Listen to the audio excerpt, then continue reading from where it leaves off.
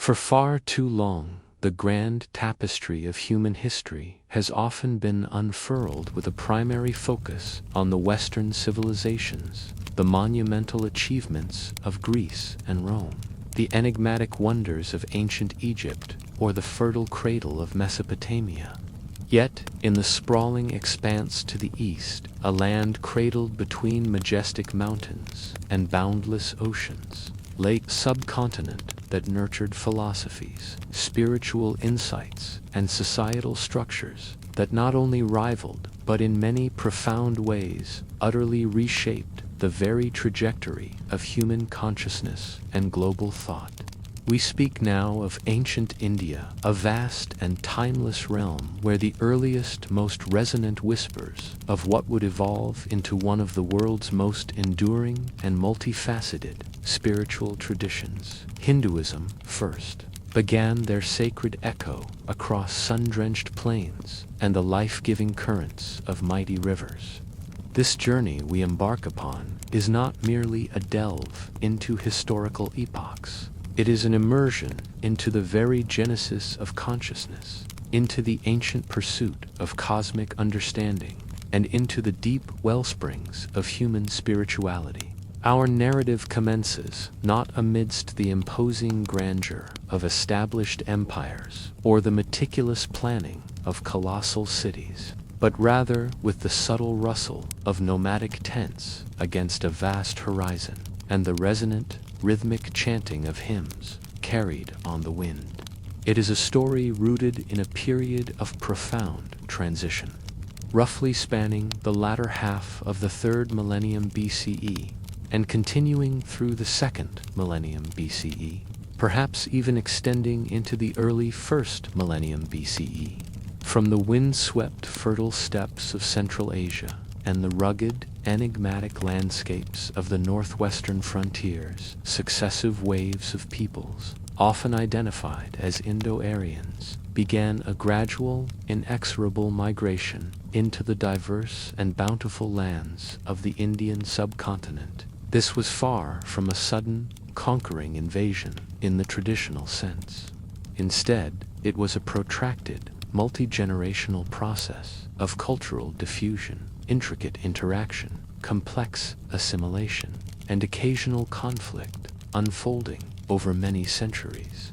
These migrating groups carried with them not just their vital herds, their cherished families, and their fundamental material possessions, but a distinct set of cultural markers, a common linguistic heritage, an evolving yet discernible social framework, and most crucially, an incredibly rich and vibrant oral tradition of sacred knowledge, the very foundational texts that would later become known as the Vedas. This profound body of wisdom would serve as the bedrock upon which the subcontinent, as spiritual and philosophical future, would be built. It is imperative to acknowledge the vibrant and sophisticated civilization that flourished on the Indian subcontinent before the extensive arrival of these Indo-Aryan groups. This was the enigmatic Indus Valley civilization, often referred to as the Harappan civilization, a monumental achievement of urban planning and societal organization that thrived approximately from 2500 to 1900 BCE. Imagine cities like Mohenjo-Daro and Harappa, sprawling urban centers meticulously designed on a grid pattern, boasting remarkably advanced drainage systems, monumental public baths, vast granaries, and a mysterious, as-yet undeciphered script that tantalizes archaeologists to this day. This was a culture of peaceful trade, intricate craftsmanship, and civic order. However, by the time the Indo-Aryan migrations were well underway, the great Harappan cities were already experiencing a significant decline. This decline was likely not due to a single cataclysmic event or direct conquest by the incoming groups, but rather a complex interplay of multifaceted environmental factors. Perhaps the unpredictable shifting courses of mighty rivers like the Gagarhakra prolonged periods of severe climate change, leading to droughts or even internal societal pressures and the eventual overexploitation of local resources. The subsequent interaction between these incoming Indo-Aryans and the diverse indigenous populations of the subcontinent, including the descendants of the Harappans, remains a complex and vigorously debated topic among archaeologists and historians. However, what is undeniable is that this prolonged period of cultural synthesis, amalgamation, and adaptation ultimately laid the profound groundwork for the unique and rich tapestry of traditions, beliefs, and societal norms that would come to define ancient India. At the very heart of the Indo-Aryans' collective identity, and indeed their monumental and enduring legacy, lay the profound and intricate Vedic tradition. The very word Veda itself is steeped in meaning, derived from the ancient Sanskrit root vid, which elegantly translates to know, or wisdom. These were not in their nascent form texts etched onto clay tablets or inscribed on parchment. Rather, they constituted an incredibly vast and intricate body of sacred knowledge, meticulously preserved and transmitted across countless generations entirely through an astonishing feat of oral transmission. Try to envision the sheer, almost superhuman, dedication and discipline required for such an endeavor. Entire libraries, encompassing thousands upon thousands of hymns, elaborate prayers, profound philosophical treatises, and precise ritualistic instructions, all committed to perfect memory. Each syllable, every subtle inflection, every rhythmic cadence had to be flawlessly replicated, ensuring their pristine and unaltered preservation for literally thousands of years. This phenomenal accomplishment of collective memory and precise recitation is a towering testament to their profound reverence for these sacred sounds, their belief in the inherent transformative power of the spoken word, and their unwavering commitment to safeguarding this divine wisdom for posterity. The earliest and arguably most foundational phase of this expansive period, recognized by scholars as the Rigvedic period, is generally dated from approximately 1500 BCE to 1000 BCE. Our primary window into the beliefs, daily lives, and aspirations of these early Indo-Aryan peoples during this era is provided almost exclusively by the Rigveda, which stands as the oldest and arguably most revered of the four principal Vedas. Within its more than 1,000 intricate hymns, we discover a direct, vivid portal into their world. Their society at this time was predominantly pastoral, their lives intimately centered around their precious herds of cattle. These animals were more than just a source of sustenance. They were the very embodiment of wealth, a tangible measure of a family's prosperity, and a sacred symbol of divine blessing. A man's standing within his community, his influence, and his capacity for generosity were often directly correlated with the size and health of his cattle herd. These vital animals provided milk, nourishing butter, and were occasionally consumed as meat during special ceremonies or communal feasts. Though their primary value was in their life-giving products, beyond direct consumption, cattle provided essential raw materials, sturdy hides for clothing and shelter, and their dung was invaluable as fuel for fires and as a natural fertilizer for nascent agricultural efforts. The inherent need for fresh pastures and water sources for these vast herds necessitated a semi-nomadic or transhuman existence. Unlike the preceding Harappan urban centers, the early Vedic communities did not construct grand, permanent cities of brick and stone.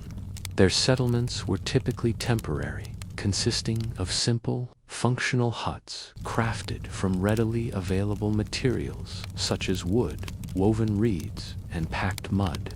These structures were designed to be easily disassembled and re-erected, facilitating their movement with the changing seasons and the constant search for verdant grazing lands, embodying a profound adaptability to their environment.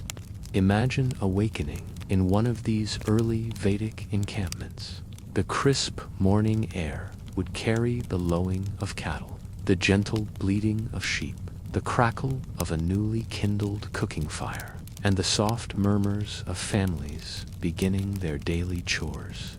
Women would be diligently churning butter in large vessels, the rhythmic slap of the churn a constant presence. They would meticulously grind barley or wheat on simple stone querns, preparing flour for flatbreads. The rhythmic clack of their looms might be heard as they wove sturdy textiles from wool, creating garments and coverings.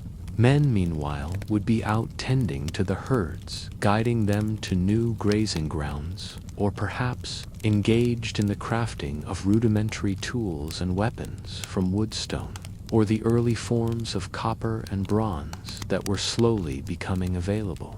Children, ever observers and mimics, would engage in their own games, often imitating the essential tasks of their elders, learning the fundamental rhythms of nomadic life, and crucially absorbing the vast repertoire of stories, myths, and hymns that were ceaselessly chanted and passed down through the generations, thereby becoming living vessels of their culture.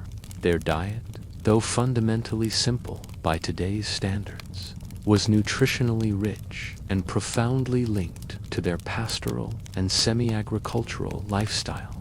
Milk and its diverse derivatives, fresh, wholesome milk, tangy yogurt, rich butter, and especially the revered clarified butter, ghee, were absolute staples, providing essential fats, proteins, and calories crucial for their active lives. Barley was a foundational grain, either consumed directly after roasting, laboriously ground into flour for various forms of bread, or brewed into sura, a fermented, intoxicating beverage, likely consumed during significant communal celebrations and rituals. Seasonal vegetables, either carefully cultivated in small, temporary garden plots near their settlements, or diligently gathered from the wild, supplemented their meals. While meat was certainly consumed, it was by no means an everyday occurrence. The Rigveda hints that cattle were considered immensely valuable, almost sacred beings. Thus, their consumption was likely reserved for very significant communal feasts, elaborate religious sacrifices, or during periods of genuine necessity, reinforcing the profound sacredness and immense economic value of their livestock. The very act of preparing food was often imbued with deep ritualistic significance, with expressions of gratitude and formal offerings made to the gods for their generous bounty. Underscoring the deep spiritual connection the Vedic people felt towards their sustenance and the natural world that provided it. The societal structure within these early Indo-Aryan communities revolved fundamentally around tribal or clan groupings, known as janas. Each jana was led by a Rapchan, a term often translated as chieftain or king, though his authority was quite distinct and less absolute than later, more centralized monarchies. The Rojan's power was largely charismatic and performative, derived not from inherited divine right or vast territorial control, but from his demonstrated prowess and capabilities. He was expected to be a skilled and courageous warrior, capable of valiantly leading his people in times of conflict, protecting their invaluable herds from predatory rival tribes or wild animals, and skillfully securing new fertile grazing lands for their sustenance. His leadership was often affirmed through his demonstrable generosity, his wisdom in counsel, and his proven ability to ensure the prosperity and overall well-being of his entire community. Crucially, major decisions were rarely made by the Rajan alone. Instead, they were often made in consultation with important assemblies of tribal elders, or even the entire tribal community, highlighting a more participatory and less autocratic form of governance than would emerge in later, more stratified societies. Warfare, when it inevitably occurred, was frequently focused less on large-scale territorial conquest and more on vital cattle raids, skirmishes over precious water rights, or asserting dominance and prestige among competing tribal groups. The successful acquisition of resources, particularly cattle, was absolutely essential for the communal well-being and for solidifying the Rajan's prestige, influence, and authority within his tribe. Within these dynamic tribal structures, the family unit, or kula, stood as the fundamental and most sacred building block of society. It was predominantly patriarchal, with the eldest male assuming the revered role of the head of the household, responsible for the material welfare, spiritual purity, and continuity of his lineage. However, within this framework, women held significant and respected roles within the domestic sphere, managing the household, raising children, and actively participating in the preparation and performance of religious rituals. While marriages were primarily monogamous, polygamy was occasionally practiced by rajas or powerful chieftains, often as a means of forging political alliances, securing larger families, or demonstrating immense wealth. Education in this era was almost exclusively oral, a living, breathing transmission of knowledge that occurred organically within the family unit and, more formally, through the revered Gurukul system. In this system, young students, often from a relatively early age, would leave their family homes to live with a guru in his hermitage or home.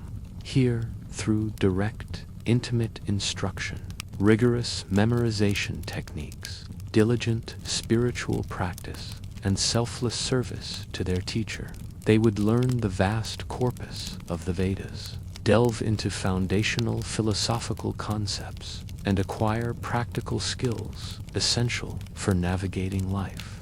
This deeply intimate and profoundly respectful relationship between student and teacher was paramount, creating an unbreakable bond of trust and intellectual transmission, ensuring the precise and accurate preservation of knowledge, wisdom, and the sacred hymns across countless generations, thereby preserving an unbroken chain of oral tradition for millennia. The spiritual core of their existence, the very pulse of their daily and communal life, revolved profoundly around the yina, the sacred fire sacrifice. This was not a somber or fear-driven act. Instead, it was a vibrant, dynamic, and central ritual that served as the primary conduit connecting the human and divine realms, a constant act of communion. A simple fire altar, often constructed temporarily for the occasion from natural materials, would be meticulously prepared according to precise ritual specifications. Offerings of precious ghee, various types of grains, the sacred and possibly intoxicating plant juice known as soma, and sometimes even animals would be meticulously placed into the purifying flames by specialized priests known as hodders or udgaters. Each offering was meticulously accompanied by the precise chanting of Vedic hymns, recited with perfect intonation, specific pitch, and rhythmic cadence. These chants were believed to possess inherent transformative power, the mantra Shakti, capable of directly invoking the deities and subtly influencing the cosmic order. The smoke majestically rising from the fire was not merely smoke, It was revered as the very vehicle carrying the offerings and sincere prayers directly to the gods, who, in turn, were believed to bestow blessings, ensure timely and abundant rains, guarantee bountiful harvests, and nurture healthy herds upon the community.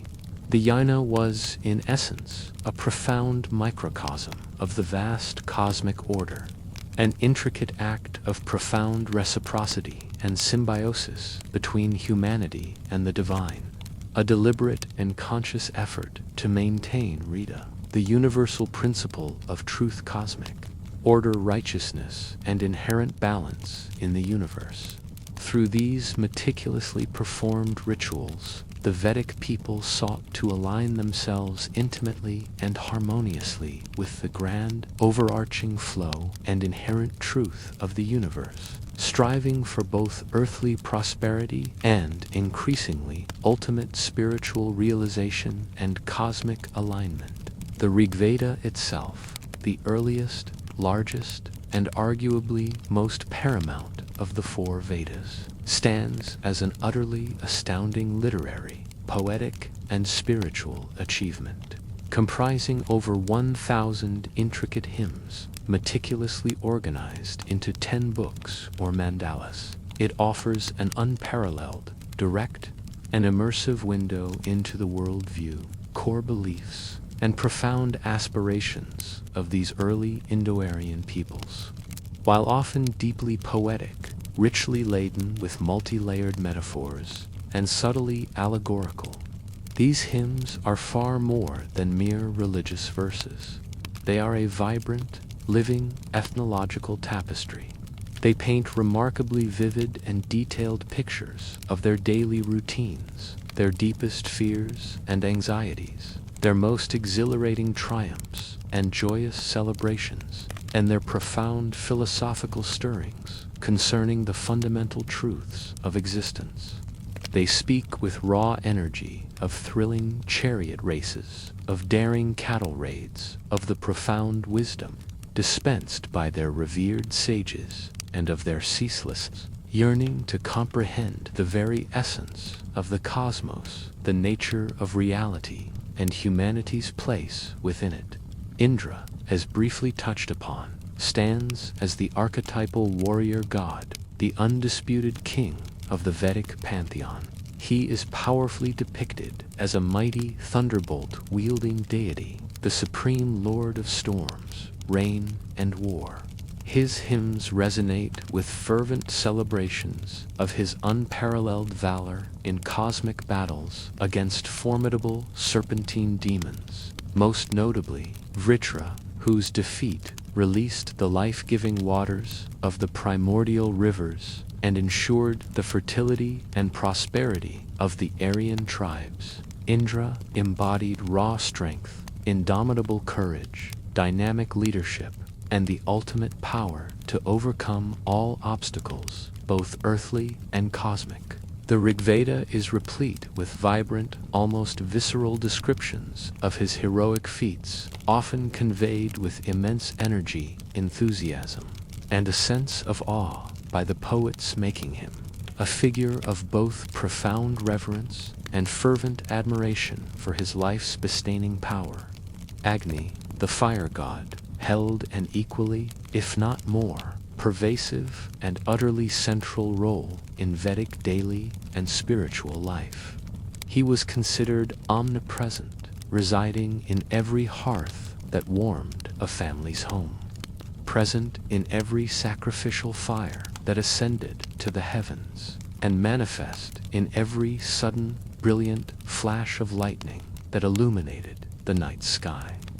Agni was revered as the divine priest, the sacred messenger, the very mouth of the gods, who consumed the physical offerings placed in the flames and flawlessly carried the prayers, aspirations, and gratitude of humanity directly to the divine beings. His constant, mesmerizing, flickering presence in the sacred fire made the divine not just an abstract concept, but a tangible, accessible, and intimately woven part of every moment of daily existence. The dancing flames symbolized not only purification and transformative energy, but also the continuous renewal of cosmic energy and the vital spark of life itself. No significant communal event, from the celebration of a birth to the somber rites of passage, from grand communal feasts to solemn tribal councils, was ever considered complete or truly sanctified without the purifying, unifying, and mediating presence of Agni, Soma, both a revered deity and a mysterious sacred plant, occupied a truly unique and profoundly significant position within the Vedic spiritual landscape. The entirety of the 9th mandala of the Rigveda, a testament to its unparalleled importance, is dedicated exclusively to Soma, the potent, intoxicating juice extracted from the Soma plant, whose precise botanical identity remains one of the most enduring and fascinating mysteries of Vedic scholarship. Debated to this day, was meticulously crushed and ritually offered into the sacrificial fire. It was believed to induce a state of profound ecstasy, heightened insight, and direct divine connection in those who consumed it.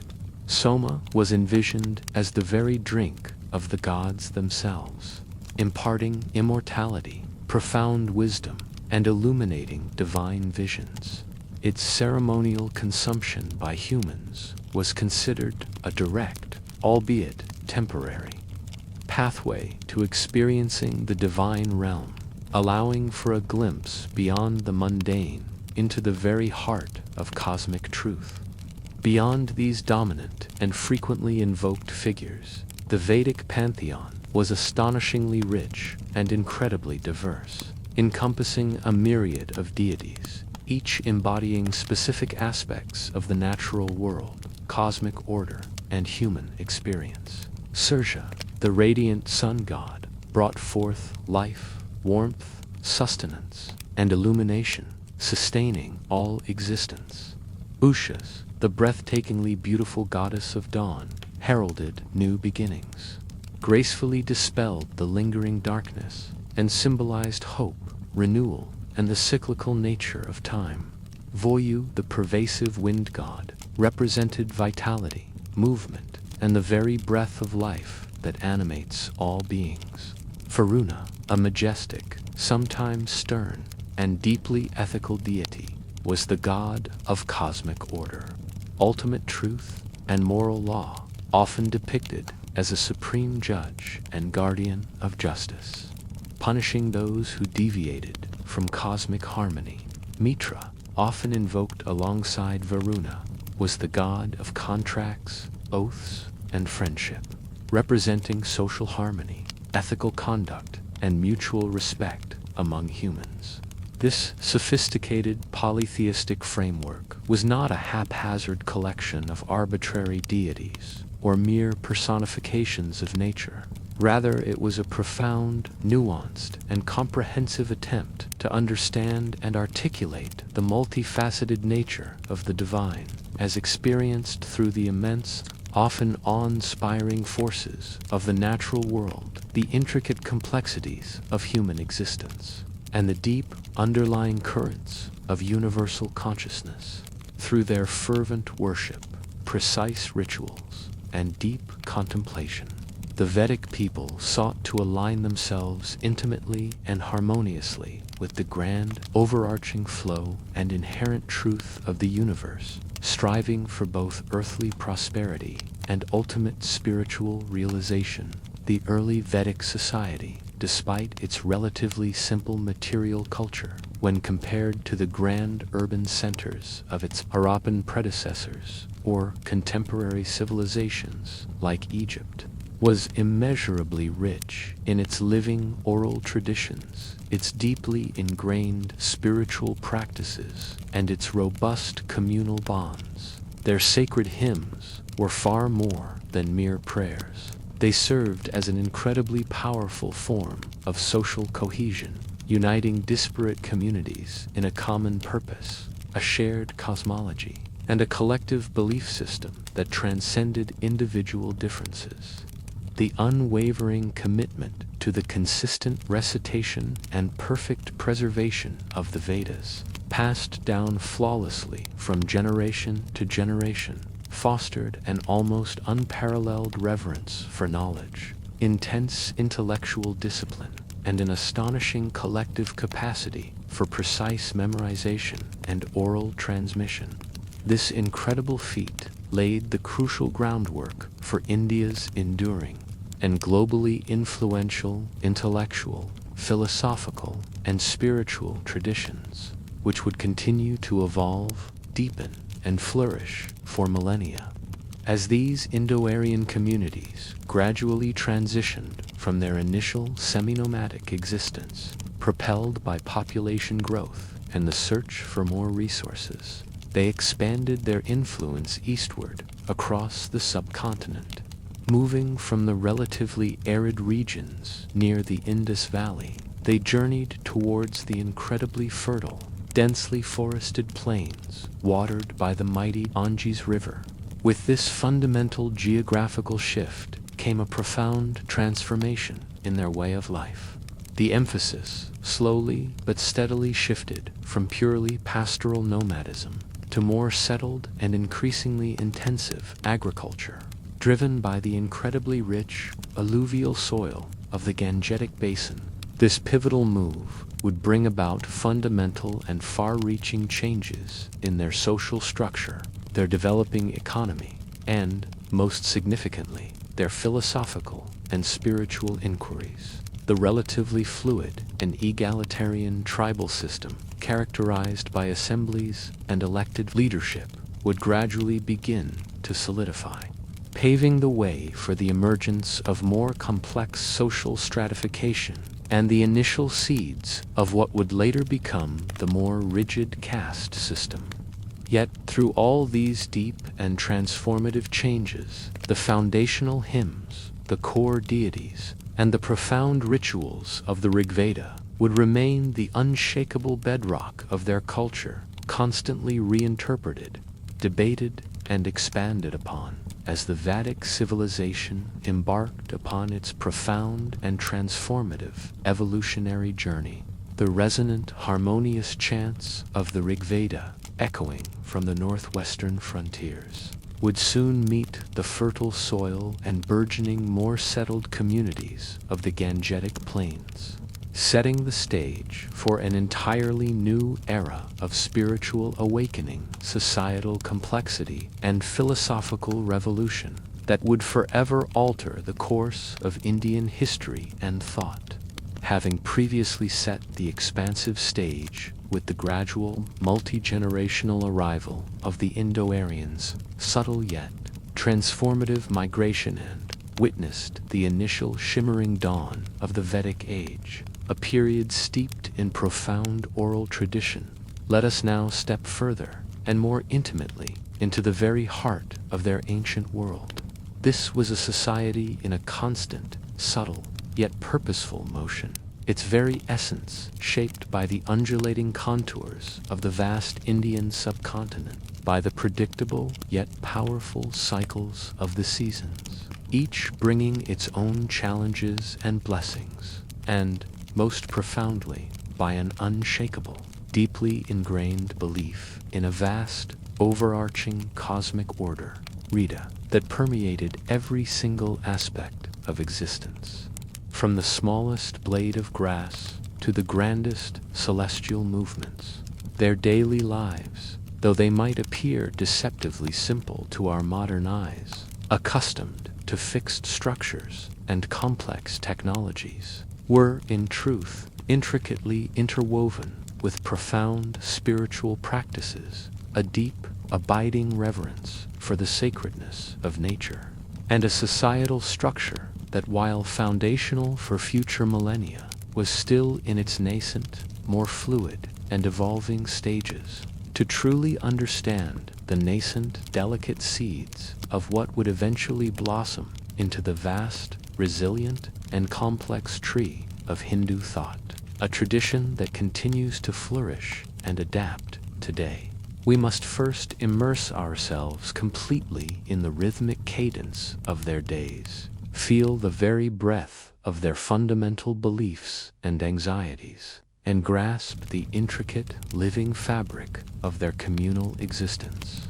Their very existence was a living hymn, a continuous, conscious interaction with the divine forces they perceived all around them, in the sun, the wind, the rivers, and the very fire they tended.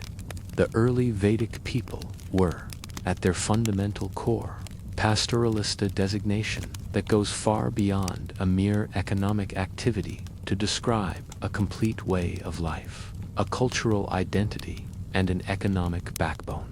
Their entire survival, their migrations across the landscape, their social hierarchies, and indeed their very identity, were intrinsically, inextricably linked to their cherished herds of cattle, along with their complementary flocks of sheep and goats. Cattle, in particular, were not merely livestock, a utilitarian source of food or labor. They transcended such narrow definitions. They were living symbols of immense prosperity, a dynamic form of currency in a largely barter-based economy, where coins did not exist, a fluid measure of social status and influence, and above all, the very embodiment of divine blessing, fertility, and cosmic abundance. The ancient Sanskrit word for war in the Rigveda Gavasti literally means a search for cows, powerfully underscoring their immense existential value.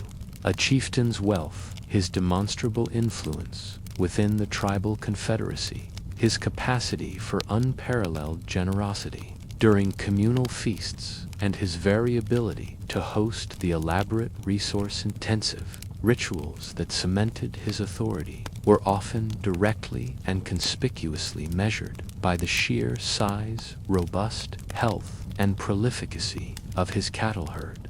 A thriving herd was a direct sign of divine favor.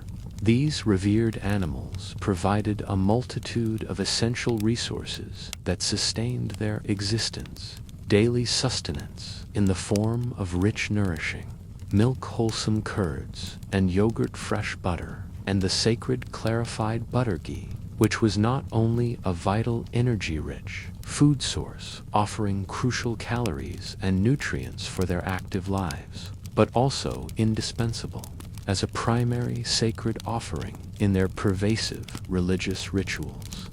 Beyond their direct culinary and ritualistic contributions, cattle provided valuable raw materials. Their sturdy hides were meticulously prepared through a rudimentary tanning process for clothing, for covering their temporary shelters, providing warmth and protection, and for crafting various essential tools and containers. Even their dung, a seemingly humble byproduct, was an invaluable and readily available resource, carefully collected, dried, and used as essential fuel for their cooking fires, providing warmth in the cool evenings, and as a natural fertilizer, enriching the soil for their incipient agricultural endeavors, signaling a gradual shift towards cultivation. The constant, imperative need for fresh pastures, rich in nutrients, and reliable water sources meant that their existence was fundamentally semi-nomadic or transhuman, characterized by predictable seasonal movements across the landscape. Their lives were a continuous, slow-paced dance with the land, a nomadic ballet guided by the availability of sustenance for their vast herds. Unlike the urban dwellers of the now declining Indus Valley civilization, whose lives revolved around fixed, meticulously planned cities of brick and stone with permanent infrastructure, the early Vedic communities in this initial phase did not construct grand permanent cities or monumental structures. Their habitations were often temporary encampments, strategically located near rivers or fertile plains. These camps consisted of simple, functional huts crafted from readily available and renewable materials such as cut wood, skillfully woven reeds gathered from riverbanks, and carefully packed mud, sometimes reinforced with animal hides. These structures were ingeniously designed to be easily disassembled when the pastures were exhausted or seasons changed, and then swiftly re-erected in a new, verdant location, facilitating their regular movement with the changing seasons and the perpetual search for optimal grazing lands. This profound adaptability was not merely a practical necessity. It embodied an intimate harmony with their natural environment, a rhythm of life attuned to the earth's bounty and cyclical patterns, fostering a deep, almost spiritual connection to the land even as they moved across it. Their very homes were extensions of the natural world. Consider, then, the intricate details of their daily life. A tapestry robustly woven with threads of pragmatism, communal responsibility, and profound spiritual reverence.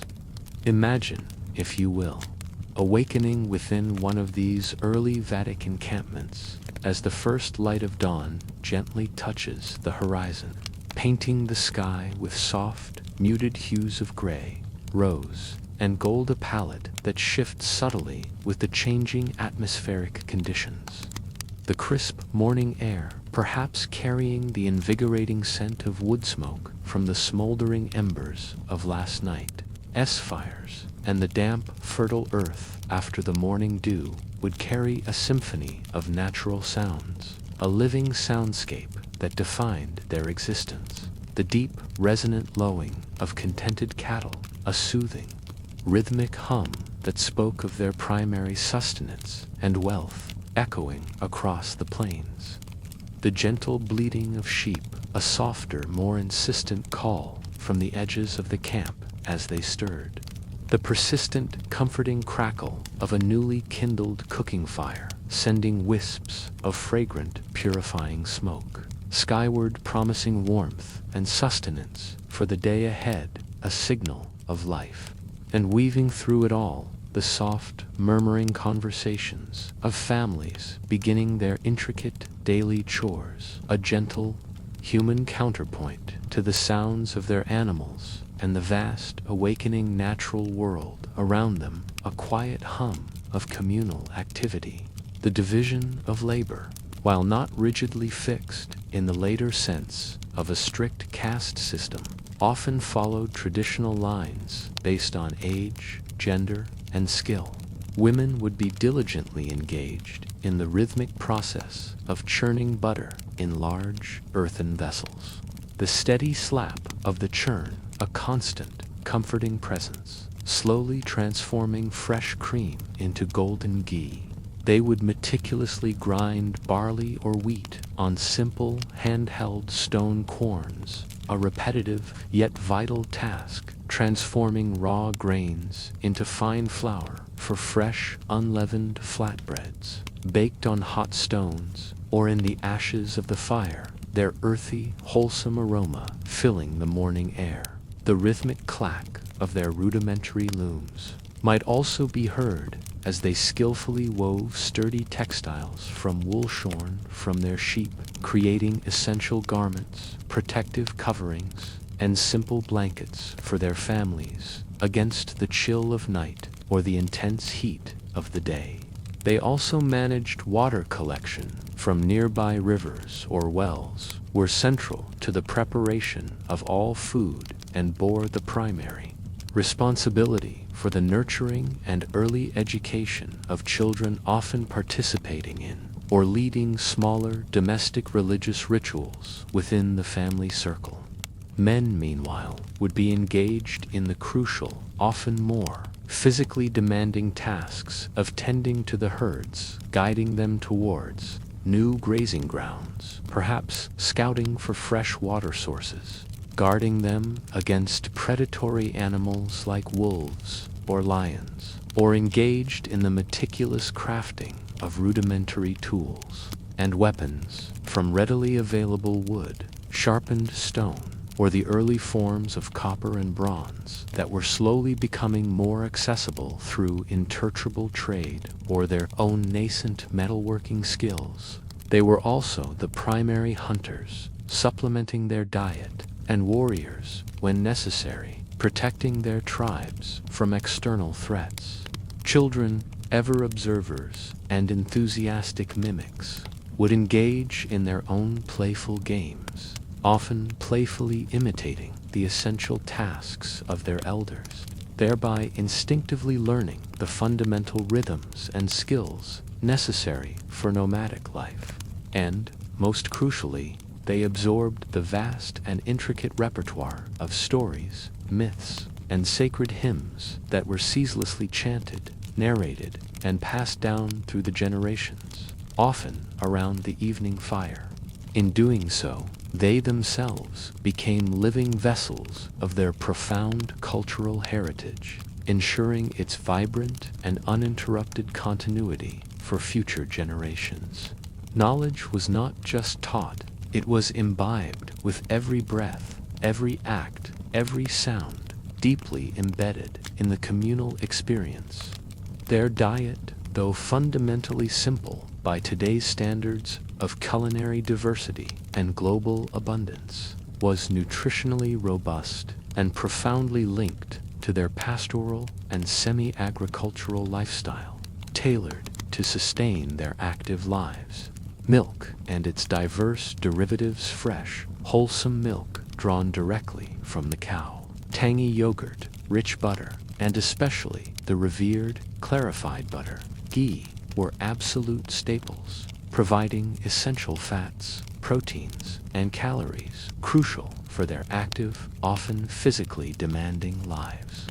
Barley was a foundational grain, consumed in various forms, either directly after roasting over an open fire, a simple yet effective preparation, or laboriously ground into flour for various forms of unleavened bread or porridge.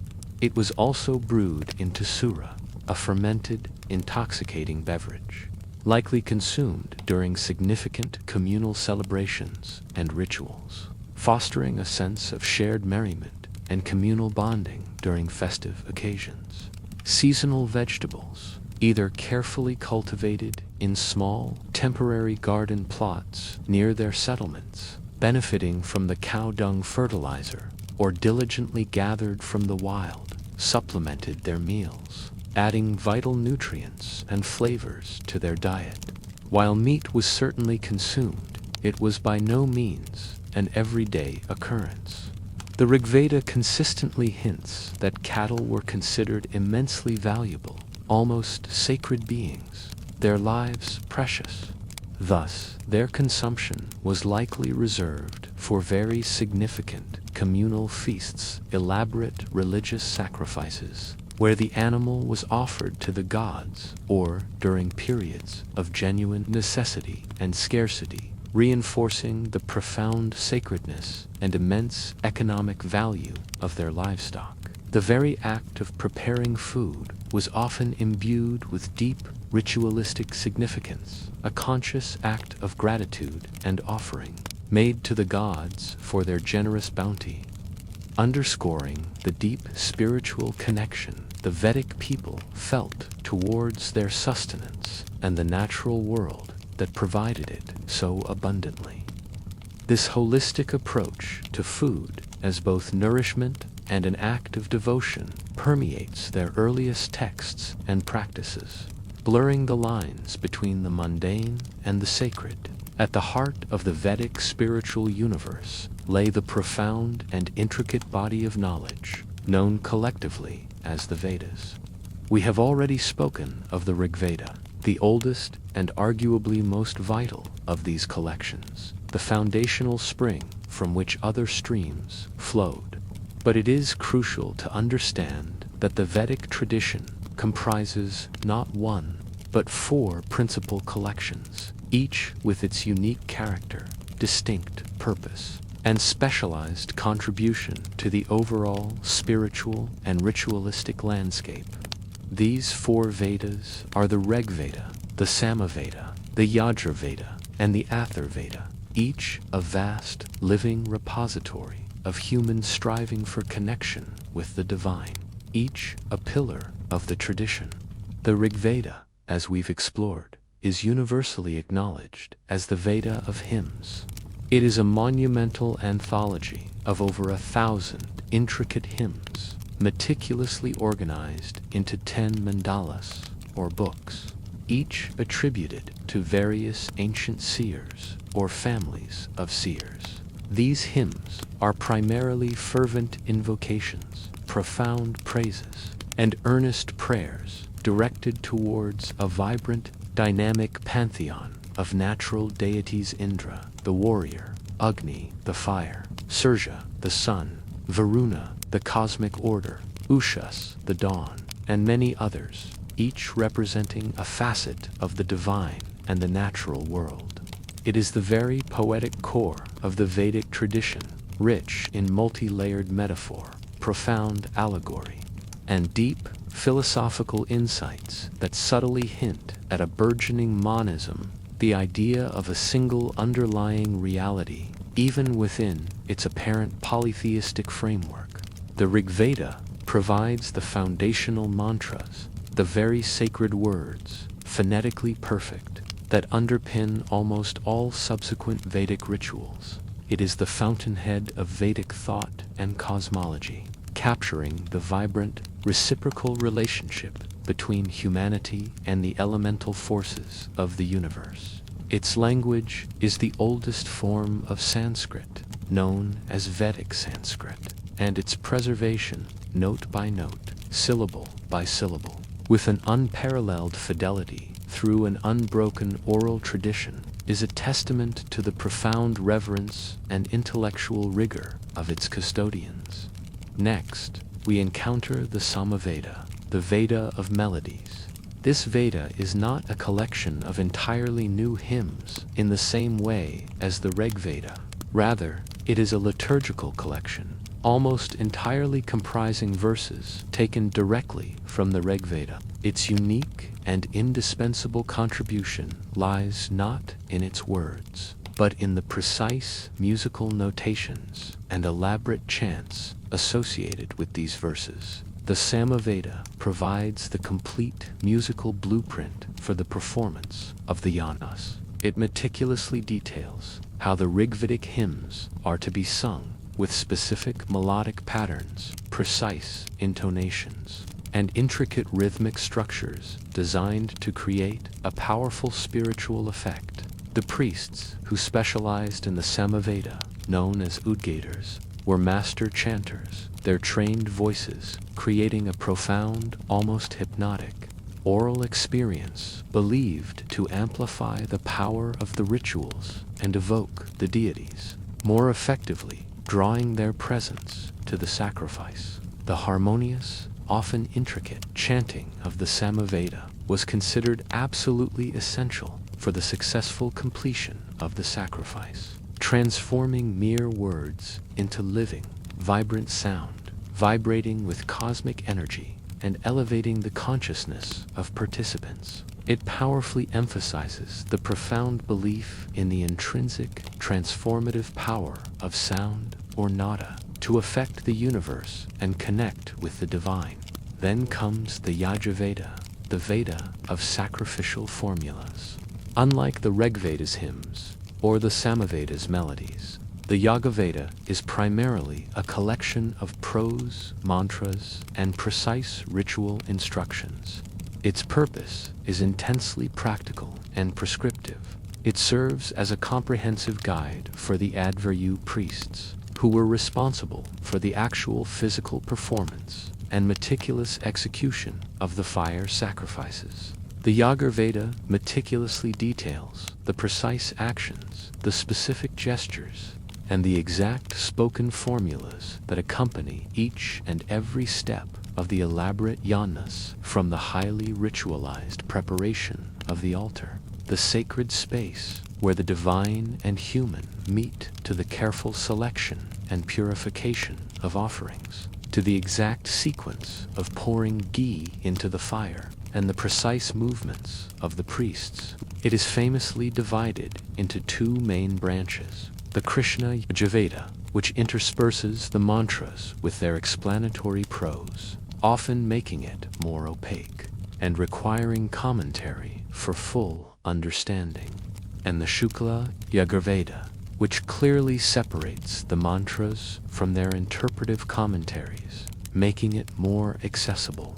The Yajurveda underscores the growing complexity and standardization of Vedic rituals, reflecting a society that increasingly believed in the efficacy of meticulously performed rites to maintain cosmic order, secure desired earthly outcomes, and achieve spiritual merit. It reveals a deep and sophisticated understanding of ritual as a complex, sacred technology for interacting with and even influencing the divine realm.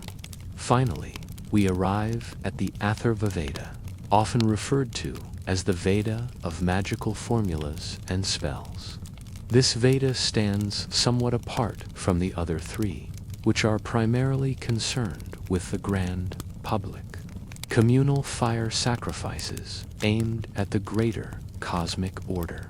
The Atharvaveda delves into a more diverse and practical realm, containing a vast collection of hymns, charms, and spells for a wide range of purposes, addressing the more immediate personal concerns of daily life, healing and curing diseases, warding off evil spirits and negative influences, ensuring prosperity and good fortune, gaining love and marital harmony, protecting homes and families from harm, and even specific spells for success in warfare and effective statecraft. It directly reflects the more everyday concerns, anxieties, hopes, and desires of the common people, addressing their tangible needs in a direct, often pragmatic manner.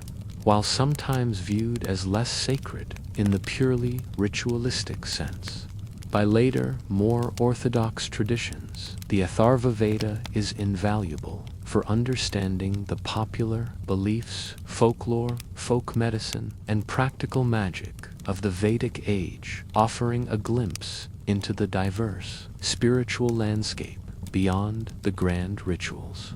Importantly, it also contains some profound philosophical passages that foreshadow later Upanishadic thought, exploring concepts of the universe's origin and the nature of reality, demonstrating a broader spectrum of spiritual inquiry than solely ritualism. Together, these four Vedas form a comprehensive spiritual library, a multifaceted testament to the richness, depth, and evolving nature of early Indian thought.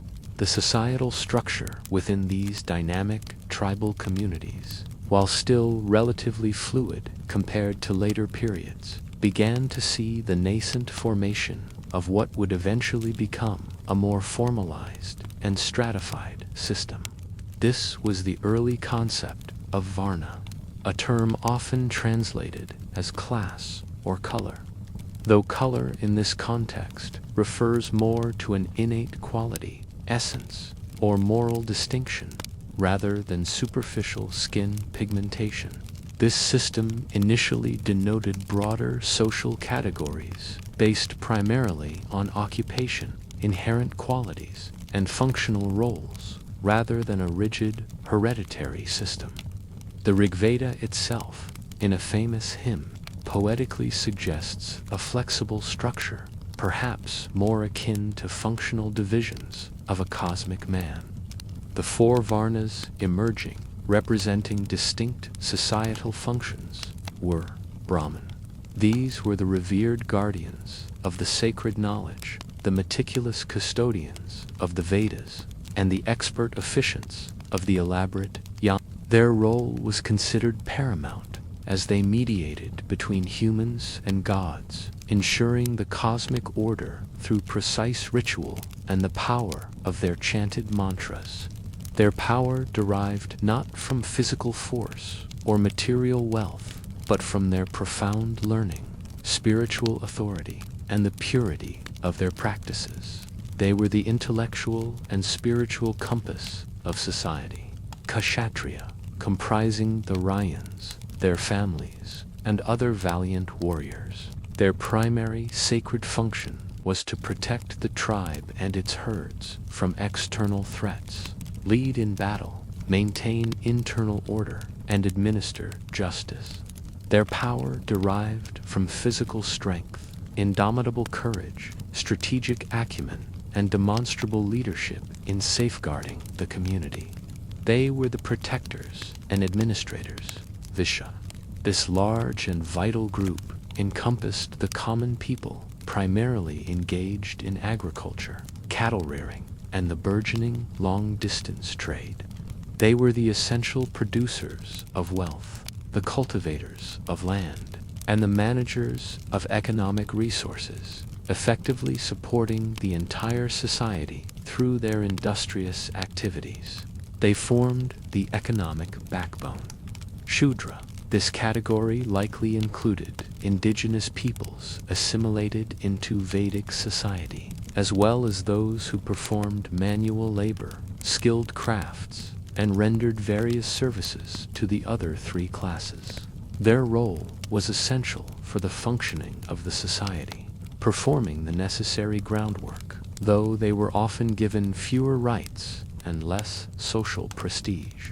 It is crucial to emphasize that in the early Vedic period, this Varna system was significantly more fluid and flexible than the later rigid caste system that developed in post-Vedic times, marked by strict endogamy, untouchability, and hereditary fixity. In the early period, social mobility was possible, though perhaps not commonplace. Individuals could theoretically move between varnas based on their occupation, demonstrable skill, inherent qualities, or spiritual attainment.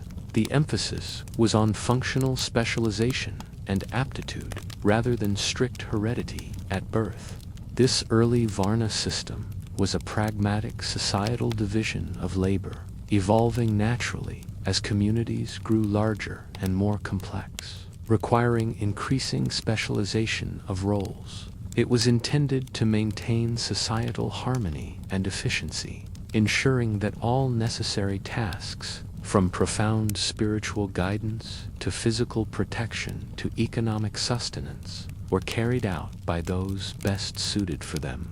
It was a conceptual framework for an organized society.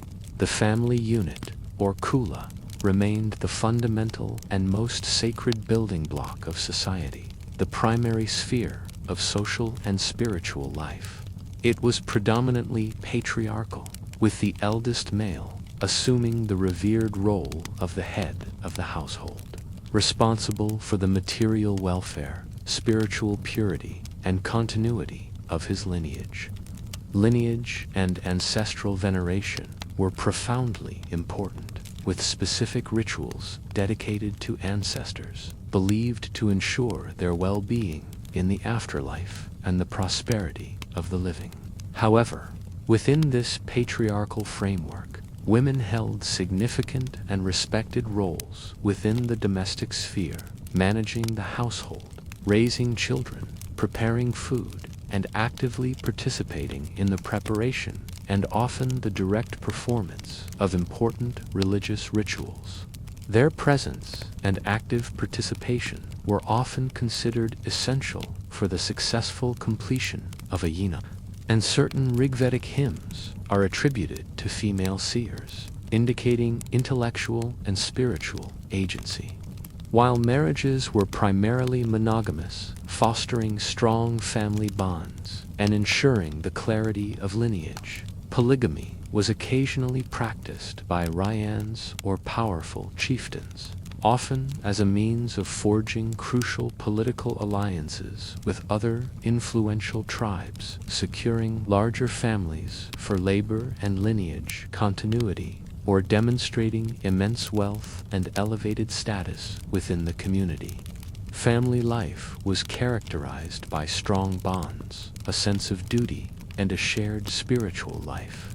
Education, as previously mentioned, was almost exclusively oral, a living, breathing transmission of knowledge, not confined to written texts. This occurred organically within the family unit through storytelling, the recitation of myths, practical learning, and the memorization of ancestral knowledge, ensuring cultural continuity from an early age. More formally, it took place through the revered Gurukul system, a unique pedagogical model that emphasized holistic development.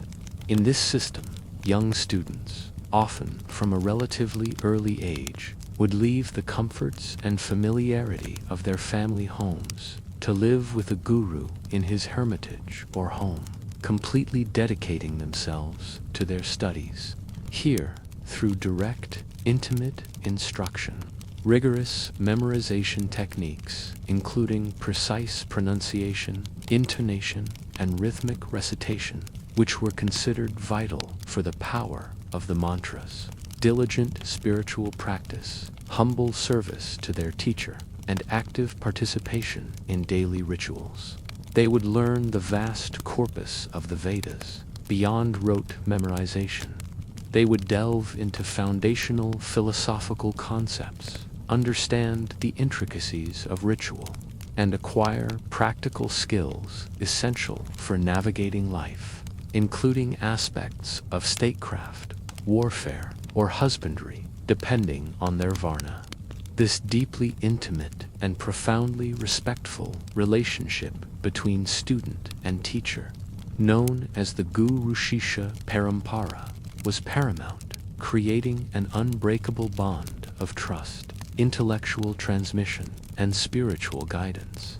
This system ensured the precise and accurate preservation of knowledge, wisdom, and the sacred hymns across countless generations, thereby preserving an unbroken chain of oral tradition for millennia. The intellectual and spiritual life of the Vedic people was fundamentally built on this profound personal connection, a shared journey towards enlightenment and understanding, nurtured within the sanctity of the Gurukul. The yina, the sacred fire sacrifice, was not just a ritual. It was the cosmic engine of their world, a continuous, dynamic act of creation, maintenance, and renewal. Beyond the basic structure discussed in Part 1, the yanas varied greatly in their complexity, duration, and specific purpose. Some were simple domestic rites performed daily in the home by the head of the family, offering a humble handful of grains or a spoonful of ghee to the domestic fire, connecting the family unit to the divine on a daily basis. These were acts of gratitude and sustenance for the household. Others were elaborate public ceremonies, sometimes lasting for days, weeks, or even months, involving multiple specialized priests, vast quantities of offerings, and immense communal effort and resources. These grand yajnas were spectacles of profound religious significance, communal cohesion, and royal legitimization. The specific roles of the priests, as we have noted, were highly specialized and hierarchical, each indispensable for the successful completion of the complex rituals. The Hatter was responsible for reciting the hymns and invocations from the Rigveda, calling the deities to the sacrifice and praising them. Their voice was the conduit for divine invitation.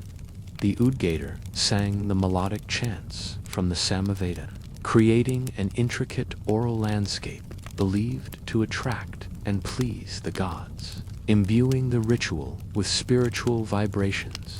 The Adveryu performed the physical acts of the sacrifice, meticulously preparing the altar, cutting and arranging the sacrificial wood, making the offerings, and reciting the prose formulas from the Yajurveda that accompanied each precise action. They were the stage managers of the cosmic drama. The Brahmana priest, often the chief supervisor or overseer, possessed comprehensive knowledge of all three principal Vedas and the entire ritualistic procedure. Their role was to correct any errors in pronunciation, action, or sequence, ensuring the purity and efficacy of the entire ritual. They served as the ultimate authority on the cosmic efficacy of the yina. The symbolism within the yina was incredibly rich and multi-layered. The fire itself, Agni, was seen as the mouth of the gods, consuming the offerings and carrying prayers and desires directly to the heavens. The smoke rising majestically was the visible pathway, the very breath of the sacrifice ascending to the divine realm. The offerings were not seen as payment to the gods, but rather as an act of cosmic reciprocity, a renewal of the divine energy that sustained the universe. By sustaining the gods through their selfless offerings, humanity ensured that the gods, in turn, sustained the world with timely rain, abundant sunlight, fertile land, and overall prosperity. This was the very essence of Rita, the cosmic order, an eternal law of balance and exchange. The meticulous precision of the ritual was paramount. Even a slight error in pronunciation or action, it was believed, could nullify the sacrifice, render it ineffective, or even, in dire circumstances, invite negative consequences upon the performer or the community, highlighting the profound power attributed to their sacred acts and the responsibility of the priests. Beyond their spiritual efficacy, these rituals were also powerful social events, reinforcing communal bonds, legitimizing the authority of the Rajan and the priests, and providing a focal point for tribal identity and collective aspirations. Examples of more complex yajanas included the Ashvamedha, a rare and extremely elaborate ritual performed by powerful kings to assert imperial sovereignty, and the Rajasuya, which affirmed a king's right to rule. These were not frequent, but represented the pinnacle of their ritualistic ambition. Beyond their physical sustenance and elaborate, precise rituals, the early Vedic people wrestled with profound philosophical questions, which laid the very groundwork for later, more explicit Hindu thought, particularly the Upanishadic tradition. While the primary focus of the Rigveda is often on propitiating deities for immediate earthly prosperity, there are nascent, stirring whispers of deeper metaphysical inquiry that transcend these material concerns. The concept of Rita, the cosmic order, is central and pervades their entire worldview. It is the underlying truth, the natural law, the universal principle of righteousness and moral order that governs the entire universe, from the movement of the stars to the cycles of the seasons, and the ethical conduct of human beings. The gods themselves are often seen as upholders of Rita, and human rituals are performed precisely to align with and maintain this cosmic order, ensuring harmony between the human and divine realms. Deviations from Rita, whether through moral transgression, falsehood, or ritual error, could lead to chaos, misfortune, or cosmic imbalance. There are also hymns that express a growing sense of profound wonder and even philosophical doubt about the ultimate origin of the universe, questioning the very nature of creation itself. The famous Nasadaya Sukta in the Rigveda's 10th mandala, for example, daringly speculates about a time before existence, before gods, before form, before duality, asking, who verily knows, and who can here declare it, whence it was born, and whence came this creation? The gods are later than this world's production. Who knows then whence it first came into being? This hymn marks an early, profound turn towards philosophical abstraction, pondering ultimate reality beyond the pantheon of named deities, foreshadowing the later Upanishadic search for for the ultimate, singular, undifferentiated truth that lies beyond all names and forms. It indicates a sophisticated intellectual curiosity, not content with simple explanations. In terms of material culture and technology, beyond their temporary settlements, the early Vedic people utilized relatively basic yet effective tools adapted to their mobile lifestyle. They practiced early forms of metallurgy, primarily working with readily available copper and bronze for tools, weapons, and simple ornaments. Iron appears later in their archaeological record, marking the gradual shift into the Iron Age and leading to more robust tools for agriculture and warfare. Their primary weapon for hunting and warfare was the bow and arrow, often used from horseback or chariots. Their greatest technological achievement, however, and one that greatly influenced their expansion and military prowess, was arguably the chariot, a light, nimble, horse-drawn vehicle that provided unparalleled mobility and speed in both hunting and warfare, giving them a significant advantage over foot soldiers or less mobile adversaries. Their clothing was simple and practical, likely made from woven wool or animal hides, draped and wrapped rather than intricately tailored, allowing for ease of movement. Ornaments included beads made from stone or shell, and jewelry crafted from copper and bronze. Pastoral existence, rather than elaborate displays of material wealth in fixed monumental structures, which would characterize later periods. As we conclude this immersion into the intricate tapestry of the early Vedic age, it is crucial to remember the profound transformation that was already underway, as hinted at the end of Part 1. The gradual movement eastward across the subcontinent towards the incredibly fertile plains of the mighty Ganges River meant a slow but decisive shift from a purely pastoral, semi-nomadic existence to a more settled, agriculturally based lifestyle. The rich alluvial soil of the Gangetic Basin allowed for intensive cultivation, leading to more permanent villages, and eventually the burgeoning of proturban centers.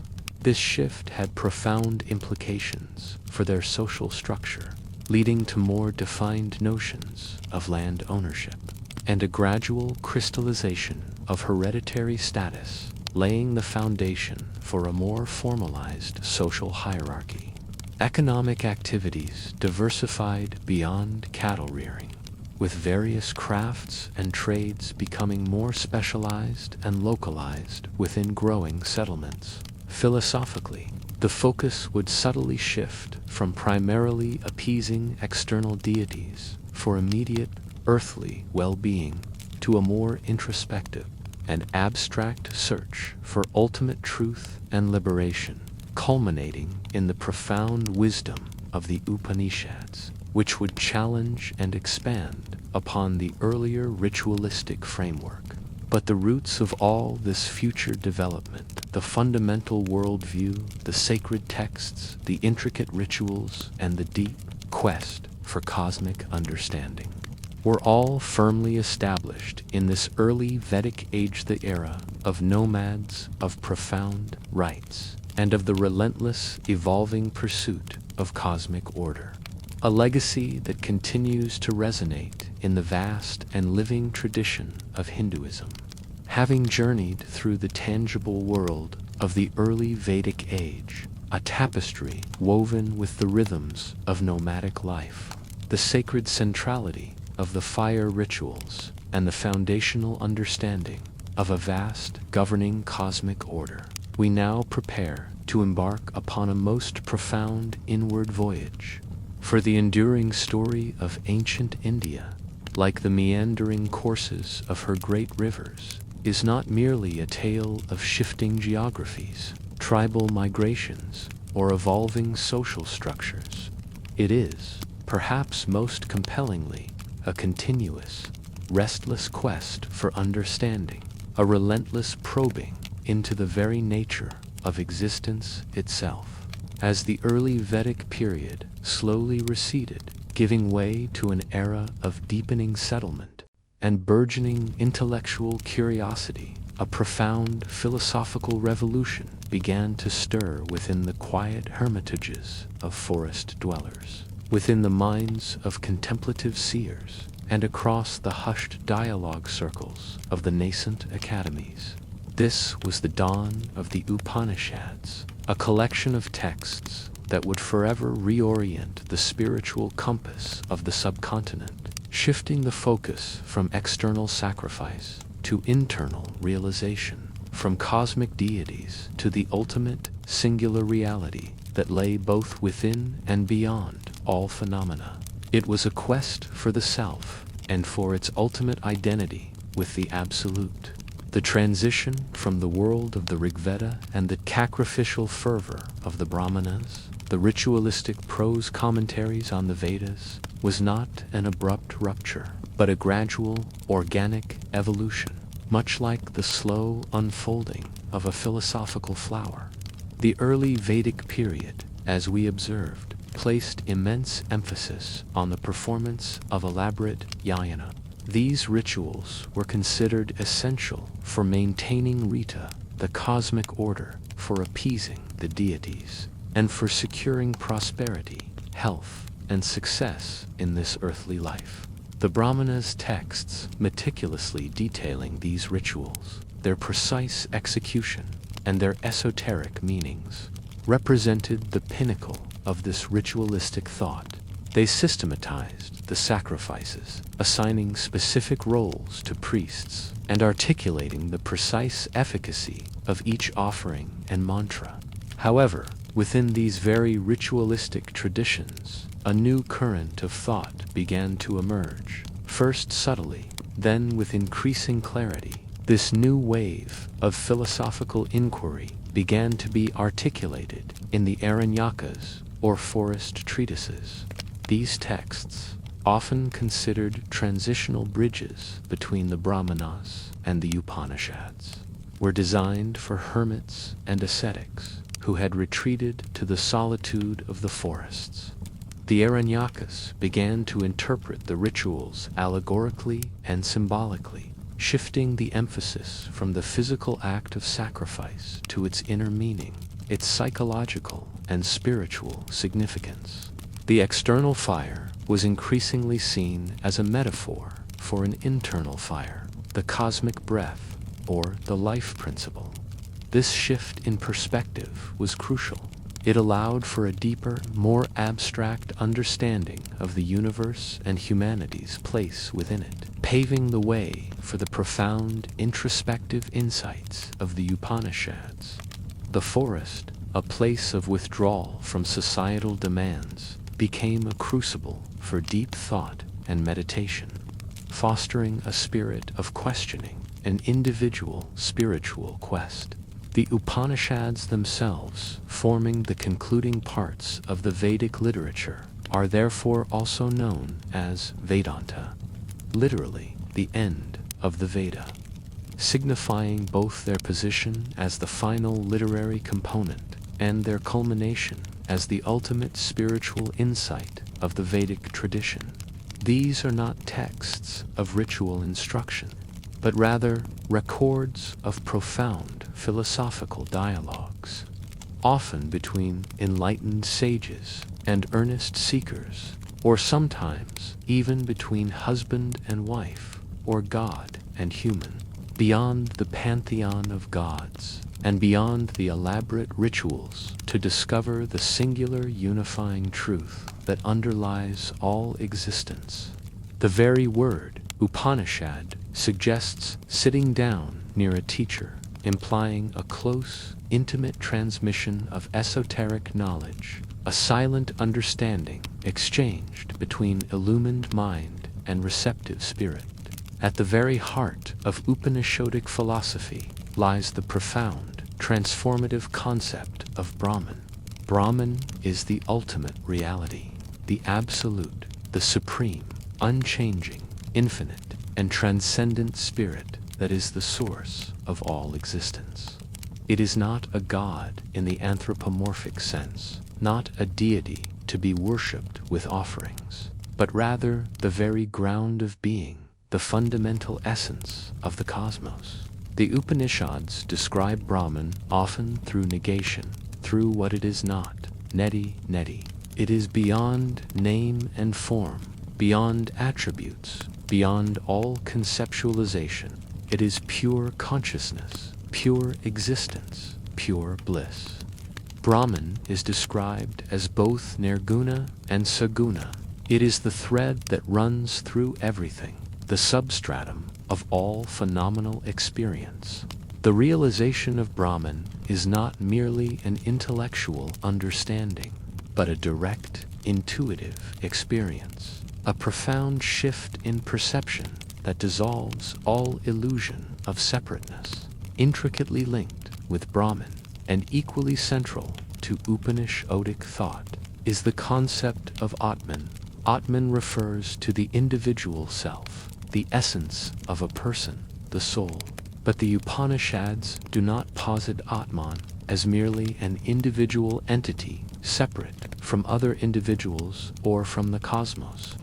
Their revolutionary teaching lies in the bold assertion of the identity of Atman and Brahman at Tativam as. Thou art that. This profound aphorism, found in the Chandogya Upanishad, declares that the individual soul is not merely a part of the ultimate reality, but is, in essence, identical with it. The apparent separateness is merely an illusion, a product of ignorance. The goal of Upanishadic spiritual quest is to realize this fundamental identity, to experientially understand that the deepest core of one's being is the same as the deepest core of the universe. This is a radical departure from earlier Vedic thought, shifting the locus of divinity from external altars to the innermost recesses of the human heart. The realization of Atman-Brahman identity is intertwined with the introduction and development of two other pivotal concepts, karma and samsara. While nascent ideas of action and consequence might be found in earlier Vedic texts, the Upanishads systematize the doctrine of karma. Karma, literally action, refers to the universal law of cause and effect, where every action, thought, and word has consequences that determine one's future. Good actions lead to positive outcomes, while negative actions lead to adverse results. This law is impartial and operates across lifetimes. This leads directly to the concept of samsara, the cycle of rebirth or transmigration. According to the Upanishads, the individual Atman, bound by the accumulated karma from past actions and desires, repeatedly takes birth in different forms, human, animal, or even divine, in a continuous cycle of existence. This cycle is driven by ignorance of one's true nature. Samsara is often depicted as a cycle of suffering, a continuous journey through joys and sorrows, births and deaths, until the ultimate truth is realized. The ultimate goal of the Upanishadic philosophical system, therefore, is moksha, liberation from the endless cycle of samsara. Moksha is not achieved through elaborate rituals or through appeasing external deities, but through the direct, intuitive realization of the Atman-Brahman identity. It is a state of spiritual freedom, perfect knowledge, and infinite bliss, where the individual self merges with the absolute like a river flowing into the ocean, losing its individual name and form, but becoming one with the vastness. It is the transcendence of all suffering, the end of the cycle of birth and death, and the attainment of ultimate peace. This path to liberation often involved deep meditation, disciplined introspection, philosophical inquiry, and the guidance of a realized teacher. To better understand these profound concepts, Let us briefly touch upon a few key Upanishads, recognizing that there are over 200 known, with 10 to 13 being considered the most ancient and principal Upanishads. The Brihadaranyaka Upanishad, one of the oldest and largest, is famous for its intricate dialogues, particularly those involving the sage Yajanavakya. It delves deeply into the nature of the self, famously asserting that the self is beyond all attributes, beyond desire, beyond sorrow, a timeless, infinite consciousness. It explores the states of waking, dreaming, and deep sleep, and points to the fourth state, the pure consciousness that underlies all experiences. It grapples with the ungraspable nature of the ultimate reality, asserting that it is not this, not that. The Chandogya Upanishad is renowned for its iconic phrase, Tat Tivamas, which summarizes the central teaching of the identity of Atman and Brahman. Through various parables and allegories, such as the teaching of Uddalaka Aruni to his son Svetakatu, using the example of salt dissolving in water. It illustrates how the subtle essence that pervades everything is also the essence of the individual. It also contains early discussions of the 5 vital breaths and the 3 forms of food. The Katha Upanishad presents a captivating dialogue between the young seeker Nachiketa and Yama. Understand the mystery of death and the nature of the self leads Yama to reveal profound spiritual truths. This Upanishad uses the powerful analogy of the chariot to describe the individual. The body is the chariot, the intellect is the charioteer, the mind is the reins, the senses are the horses, and the Atman is the passenger. It emphasizes that liberation comes from controlling the senses and mind and realizing the true self. It also introduces the concept of yoga as a means to achieve control over the senses and mind. The Isha Upanishad, one of the shortest yet most profound, focuses on the synthesis of action and knowledge. It teaches that one should live a full life performing actions in the world, but with an attitude of detachment and recognizing that all is pervaded by the divine. It suggests that one can attain liberation while still engaged in worldly activities by seeing the unity of all existence within Brahman, by knowing that everything else becomes known. The Mundaka Upanishad distinguishes between 2 kinds of knowledge, Paravidya and Aparavidya.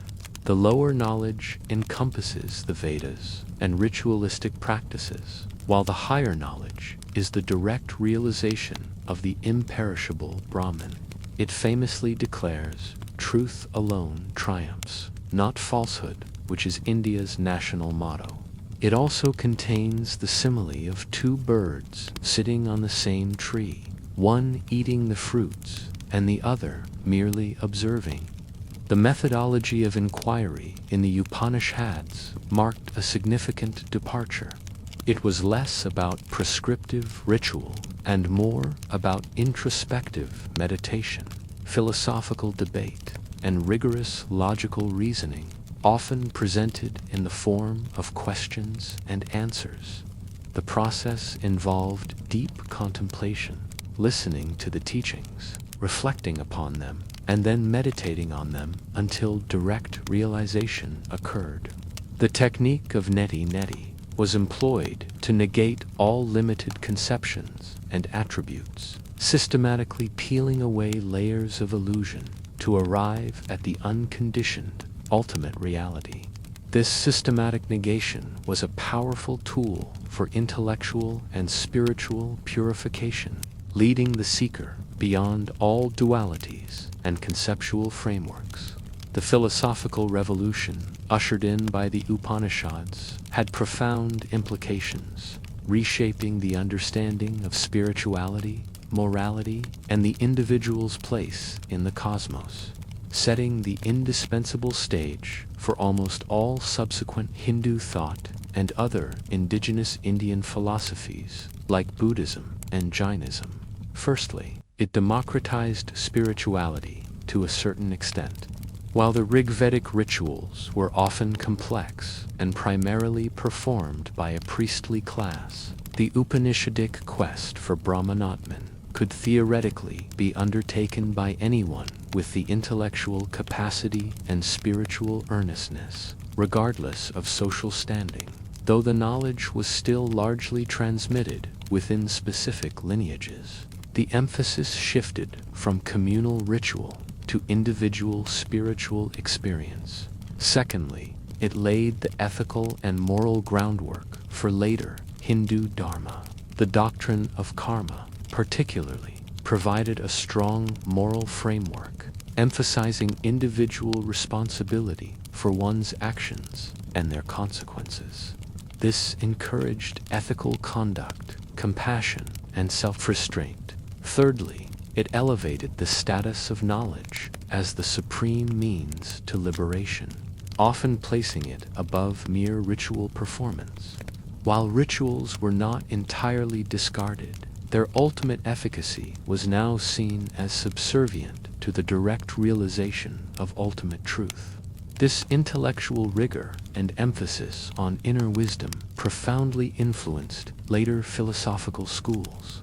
Finally, the Upanishads provided a unifying philosophical vision for the diverse religious practices and deities. By asserting that all phenomena, all gods, all rituals were ultimately manifestations or paths to the singular Brahman, they offered a coherent metaphysical framework that allowed for a vast plurality of expressions within a single overarching reality. This inherent philosophical pluralism and adaptability became a defining characteristic of Hinduism. In essence, the Upanishads marked a pivotal shift in the trajectory of ancient Indian thought. They moved from a cosmic vision centered on a pantheon of powerful natural deities and the meticulous maintenance of cosmic order through external ritual to an intensely introspective quest for the ultimate truth residing within the very core of individual consciousness. It was a journey from the external to the internal, from the many to the one, from the transient to the eternal. This daring intellectual and spiritual adventure, undertaken in the quietude of forest hermitages, laid the profound philosophical and metaphysical foundations that would continue to evolve, challenge, and inspire spiritual seekers for millennia to come, defining the enduring quest for self and ultimate reality in the Indian tradition. This inner revolution, born from contemplation and dialogue, shaped the very soul of a civilization. Having previously delved into the profound inward journey of the Upanishads, where the ultimate reality was sought not in external ritual, but within the very core of one's being, we now turn our gaze outward to the evolving landscape of ancient India itself. The era that followed the early Vedic period, roughly from the 6th century BCE onwards, witnessed a dynamic transformation. The emergence of powerful centralized states, the flourishing of vibrant urban centers, and most significantly, the birth of entirely new philosophical and religious movements that would challenge established norms and offer alternative paths to liberation and meaning. This was the age of the Mahayanapadas, a period of burgeoning political complexity, intense intellectual ferment, and the foundational genesis of two of the world's most enduring spiritual traditions, Jainism and Buddhism. It was a time when the very fabric of society, from its political organization to its deepest spiritual aspirations, was being profoundly rewoven. The geographical heartland of Indo-Aryan civilization continued its steady, inexorable march eastward from the semi-arid plains of the Punjab, the initial home of the Rigveda, towards the verdant, immensely fertile riverine plains of the Ganges River and its tributaries. This eastward migration was a pivotal moment, marking a fundamental shift in the very rhythm and nature of their existence. The deep, rich, alluvial soil of the Gangetic Basin, fed by the annual monsoons, proved far more conducive to settled agriculture than the lands to the west. The development of iron tools, becoming more widespread and efficient around this time, played a crucial role in this transformation. Iron axes allowed for the clearing of dense forests, opening up vast tracts of land for cultivation. Iron plows, far superior to their bronze or wooden predecessors, enabled deeper and more efficient tilling of the heavy Gangetic soil. This technological advancement, coupled with the natural bounty of the region, led to a dramatic increase in agricultural surplus. This surplus agriculture was the engine of profound societal change. It enabled a larger population to be supported in a fixed location, reducing the need for constant movement in search of pasture. Permanent settlements began to flourish, evolving from simple villages into larger, more complex towns and eventually fortified cities. These urban centers became hubs of economic activity, specialized craft production, and intellectual exchange. This increasing sedentarization also allowed for the accumulation of wealth in fixed locations, leading to more complex social hierarchies and the emergence of specialized professions beyond the traditional pastoral and agricultural roles. The pastoral jhanas of the early Vedic period began to coalesce, expand, and consolidate into larger, more defined territorial entities. This process of consolidation led to the rise of the Mahayanapadas, literally great realms or great countries. By the 6th century BCE, the scattered tribal chiefdoms had given way to 16 prominent, large territorial states that dominated the political landscape of northern India.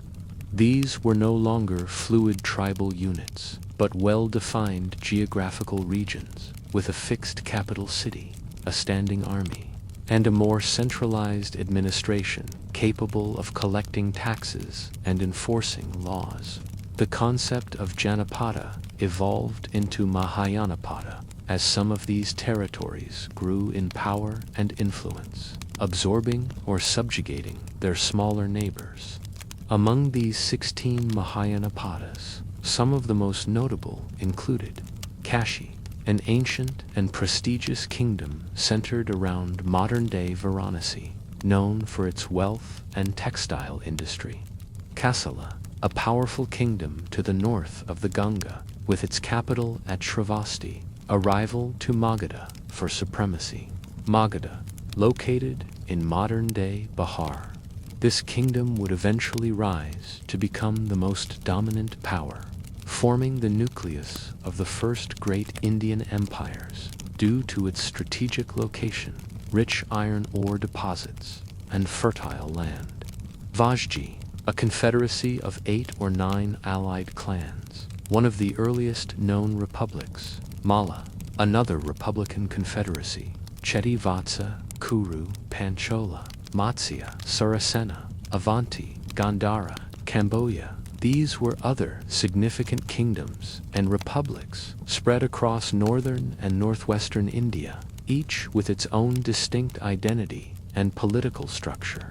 The political structures within these Mahayanopadas were diverse, reflecting a dynamic period of experimentation and evolution. Broadly, they fell into 2 main categories. Monarchies. The majority of the Mahayanopadas were monarchical states, governed by hereditary kings. These kings wielded significant and increasingly centralized power.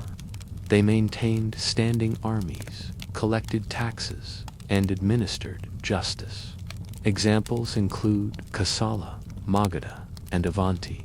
The power of these kings was often legitimized through elaborate Vedic rituals, such as the Rajasuya and Ashvamedha, which asserted their sovereignty and power over neighboring territories.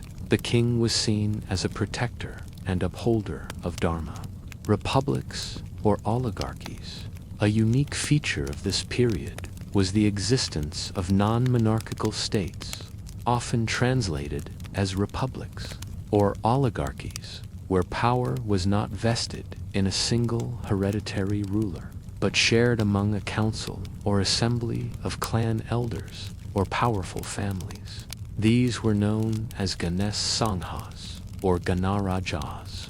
The most famous examples include the Vajji Confederacy and the Malla Confederacy.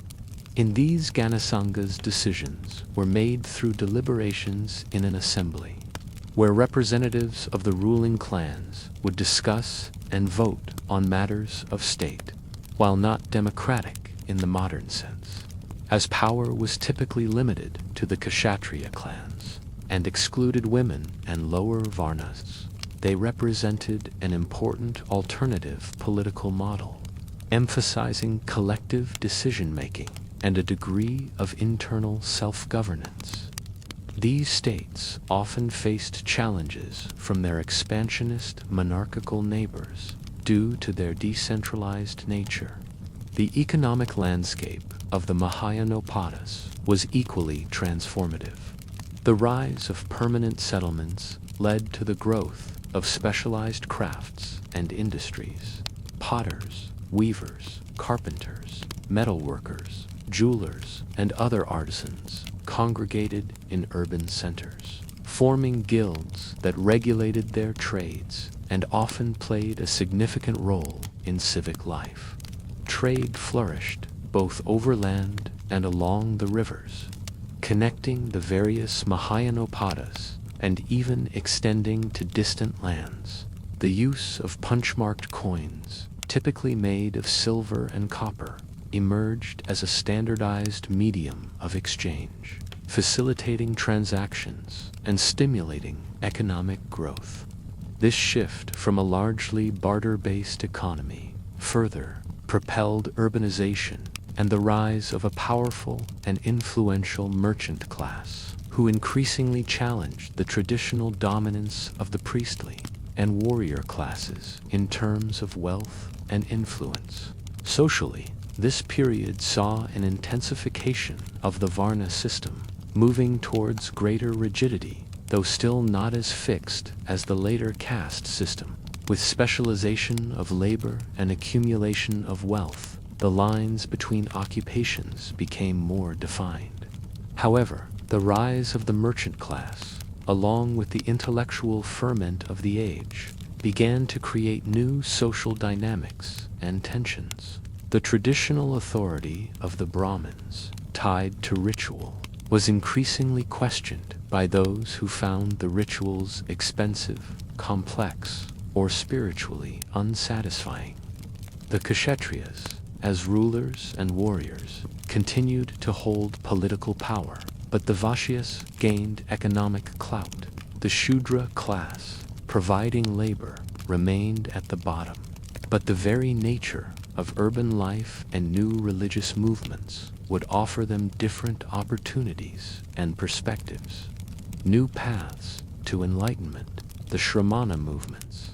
It was against this backdrop of profound political, economic, and social change that a vibrant intellectual and spiritual ferment took root. The established Vedic ritualism, with its emphasis on costly sacrifices performed by Brahmins to gain earthly benefits and a good afterlife, no longer resonated with all sections of society. There was a growing dissatisfaction, a desire for alternative paths to understanding suffering, liberation, and the ultimate truth. This gave rise to the Shramana traditions, ascetic, contemplative movements that questioned the authority of the Vedas, rejected the efficacy of ritual, and often challenged the prevailing social hierarchies. The term Shramana means one who strives, or one who labors, emphasizing self-exertion and inner discipline over external observances. This period saw the rise of many such movements, but two would emerge to become world religions: Jainism and Buddhism. Jainism, the path of absolute non-violence. Jainism, though systemized and popularized by Mahavira, is believed by its adherents to be a much older tradition, tracing its lineage through a series of Tirthankara. Mahavira is considered the 24th and last Tirthankara of this age, effectively establishing the contemporary form of Jainism. Born as Vardhamana to a Kshatriya family in Kandagrama, a republican state, for 12 years he practiced intense asceticism, endured severe hardships, and meditated deeply, eventually attaining Kevala Jnana. He then spent the next 30 years teaching his philosophy, gathering a community of monks, nuns, and lay followers.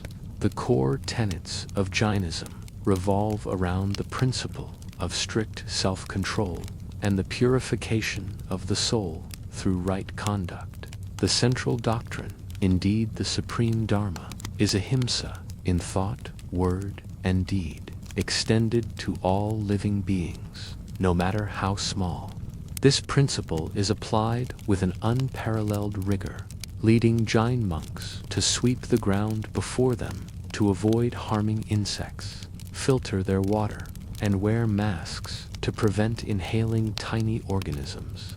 This extreme commitment to non-violence distinguishes Jainism profoundly. Beyond ahimsa, Jainism emphasizes three jewels for attaining liberation: right faith, belief in the teachings of the Tirthankaras, right knowledge, accurate and detailed understanding of Jion philosophy, right conduct, adherence to the 5 great vows: ahimsa, non-violence; satya, truthfulness; asteya, non-stealing; brahmacharya, celibacy, chastity; aparigraha, non-possessiveness or non-attachment to worldly possessions and desires. In Jainism, the universe is eternal and uncreated, without a divine creator God. Souls are inherently pure, omniscient, and blissful, but they are entangled with karma, which is understood as a subtle material substance that adheres to the soul through actions and desires, binding it to the cycle of samsara.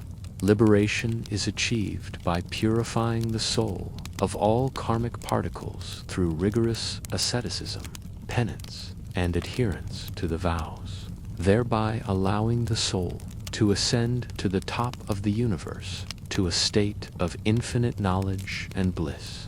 Jainism split into 2 main sects: the Degam, who believe in strict asceticism and renunciation of all possessions, including clothes, and that women cannot achieve liberation without first being reborn as men; and the Svetambaras, who wear white robes and have a more moderate view on asceticism, believing women can achieve liberation. Despite the differences, both sects share the core philosophical principles. Jainism appealed to many, particularly the merchant class, due to its emphasis on ethical conduct and non-violence, which aligned well with trading professions. Perhaps the most influential of the Shramana movements was Buddhism, founded by Siddhartha Gautama, the historical Buddha. Born into a Kshatriya princely family of the Shakya clan in Lumbini, Siddhartha lived a sheltered life of luxury, shielded from suffering. However, his famous foresights, an old man, a sick person, a corpse, and an ascetic shattered his illusions and deeply moved him. At the age of 29, he renounced his princely life, abandoning his wife and child to seek an end to suffering. He embarked on a 6-year quest, studying with various spiritual teachers and practicing extreme asceticism. similar to the Jains. Yet, neither intellectual knowledge nor self-mortification brought him the ultimate truth. He eventually abandoned severe asceticism and adopted what he called the middle path, a path of moderation between sensual indulgence and extreme self-denial. Sitting under a Bodhi tree in Bodh Gaya, he meditated deeply and, at the age of 35, attained enlightenment, understanding the nature of suffering and the path to liberation. From that point, he became known as the Buddha, the Awakened One. For the next 45 years, the Buddha traveled and taught his insights, primarily in the Gangetic Plain, gathering a large following. His core teachings are encapsulated in the Four Noble Truths. Dukkha. Life is inherently unsatisfactory, impermanent, and filled with suffering. This includes physical pain, mental anguish, dissatisfaction, and the suffering of impermanence itself. Samudaya. The cause of suffering is trishna, desire for pleasure, existence. This craving leads to clinging and repeated rebirth. Nirada. Suffering can be ended by eliminating craving and attachment. This is possible through the complete detachment from all desires. Magga. The path to end suffering is the Eightfold Path.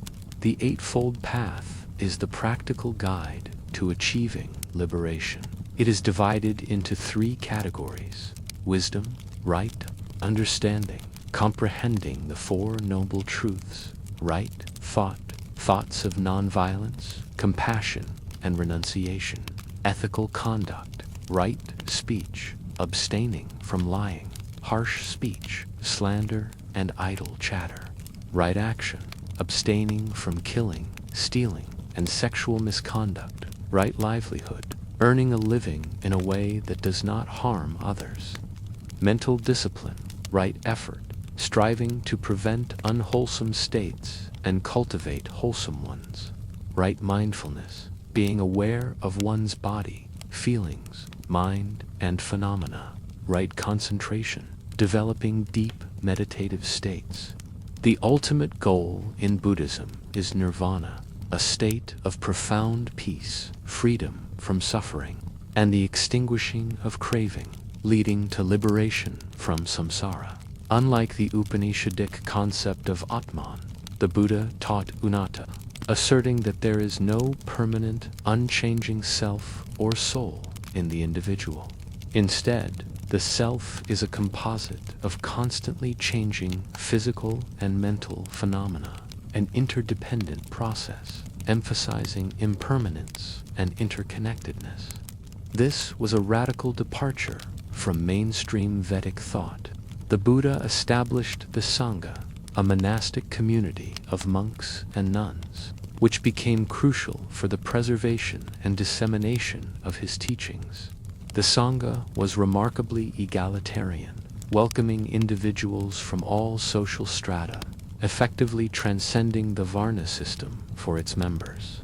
This inclusivity was a significant factor in Buddhism's widespread appeal, especially among those marginalized by the existing social order.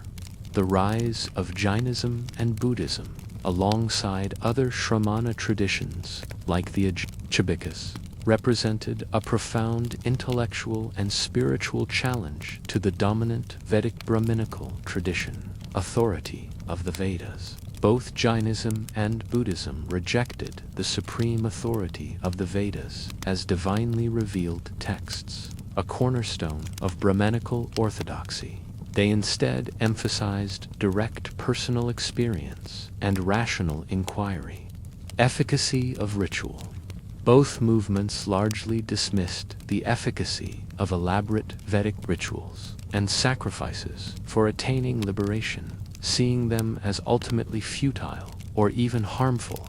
They advocated for ethical conduct and inner purification instead.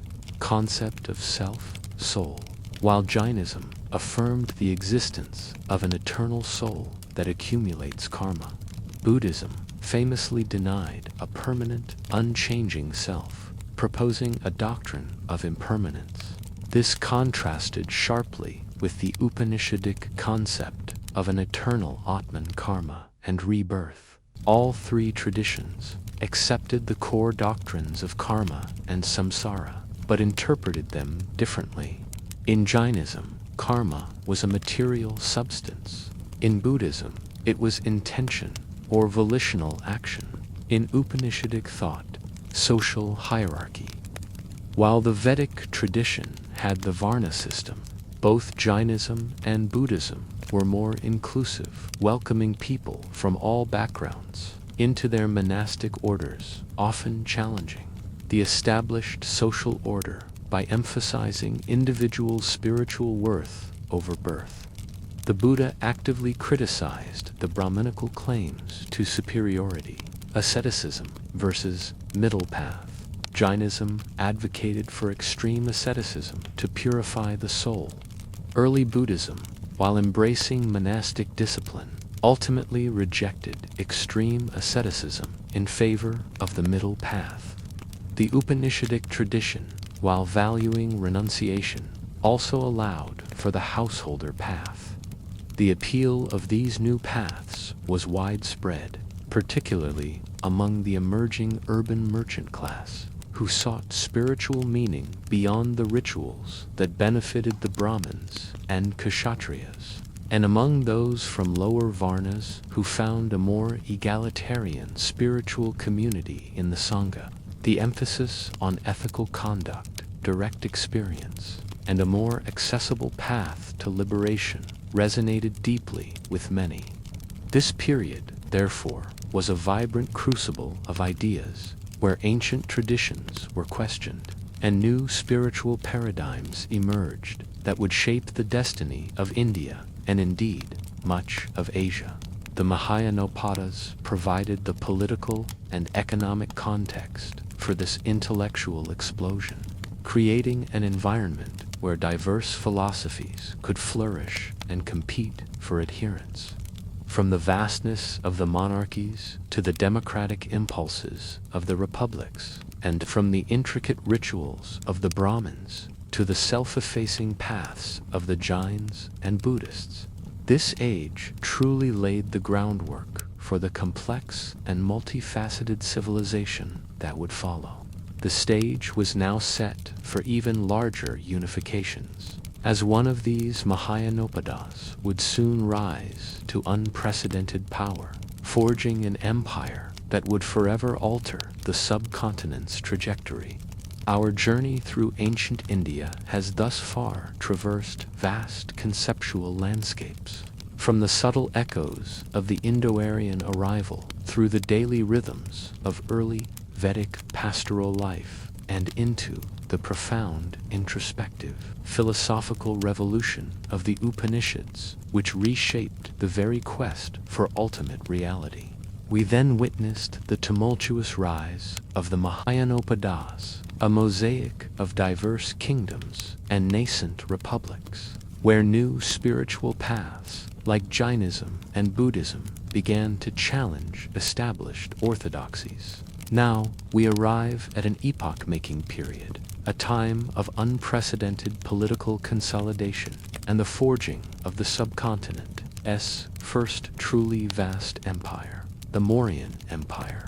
This was an era when a single powerful dynasty unified a significant portion of the Indian subcontinent for the first time, not merely through military might, but also through the enduring power of ideas, spreading spiritual concepts that would leave an indelible mark on Asian history and beyond. The centuries preceding the Mauryan rise, the age of the Mahayanopadas, while intellectually vibrant, were characterized by political fragmentation and continuous warfare among rival states vying for supremacy.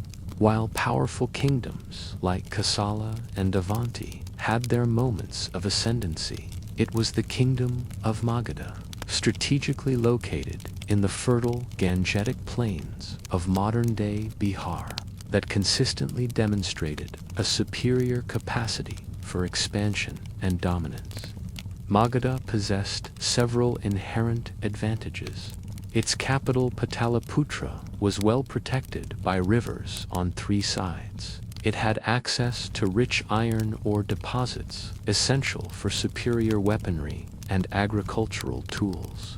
Its fertile lands provided a significant agricultural surplus, supporting a large population and standing army. By the 4th century BCE, the Nanda dynasty had established Magadha as the preeminent power in northern India, accumulating vast wealth and maintaining an immense military force. Their opulence and oppressive tax policies, however, also generated widespread resentment among their subjects. It was precisely at this moment of political flux and underlying discontent that a pivotal event occurred in the northwest. The incursion of Alexander the Great's Macedonian forces into the Indian subcontinent in 326 BCE. Though Alexander's stay was brief and his direct impact on the Gangetic heartland minimal, he never actually confronted the mighty Nanda army. His campaign had a profound, albeit indirect, effect.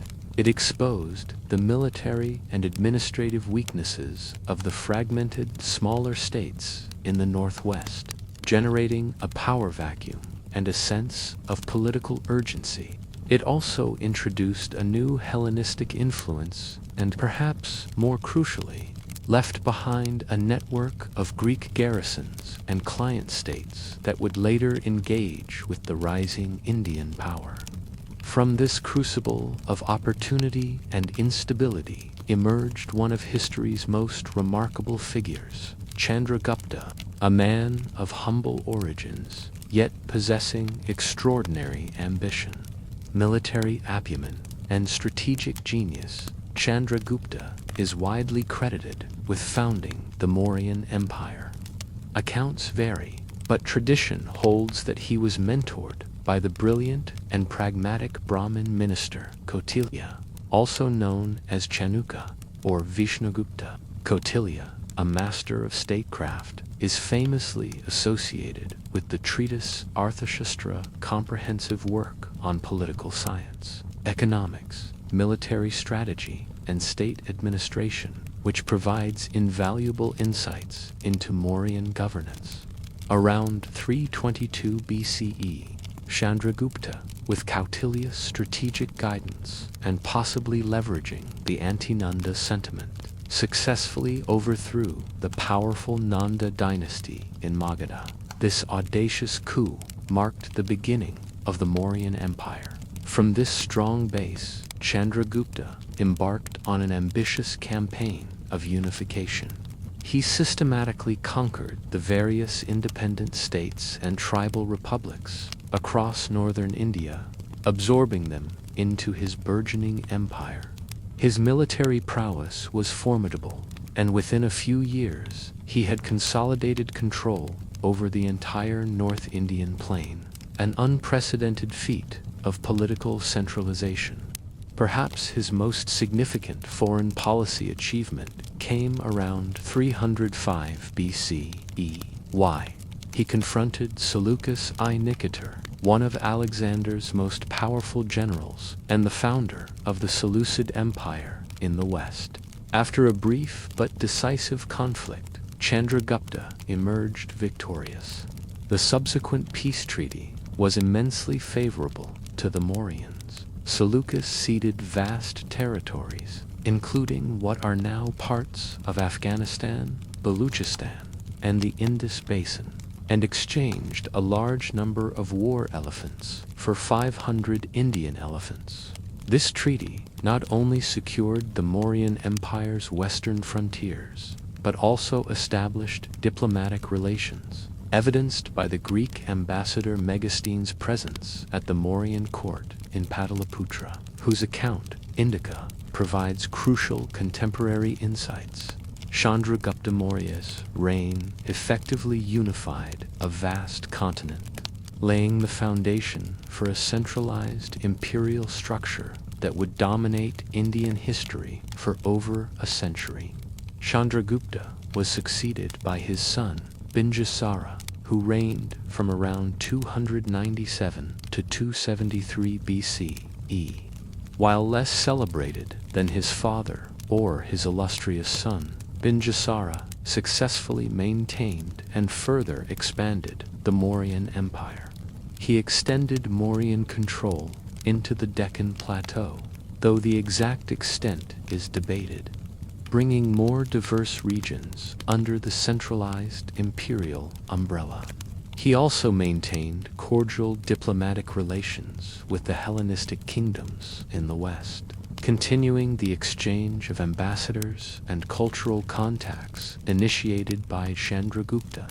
His reign provided the stability and groundwork for the empire's zenith, the undisputed zenith of the Mauryan Empire, and indeed one of the most remarkable periods in ancient Indian history came under Ashoka the Great, Binjasara's son, who ascended the throne around 268 BCE. Ashoka's early reign was characterized by expansionist military campaigns, reflecting the traditional imperial ambitions of his predecessors. He was a fierce and ruthless warrior, determined to consolidate and extend Mauryan dominion over the entire subcontinent.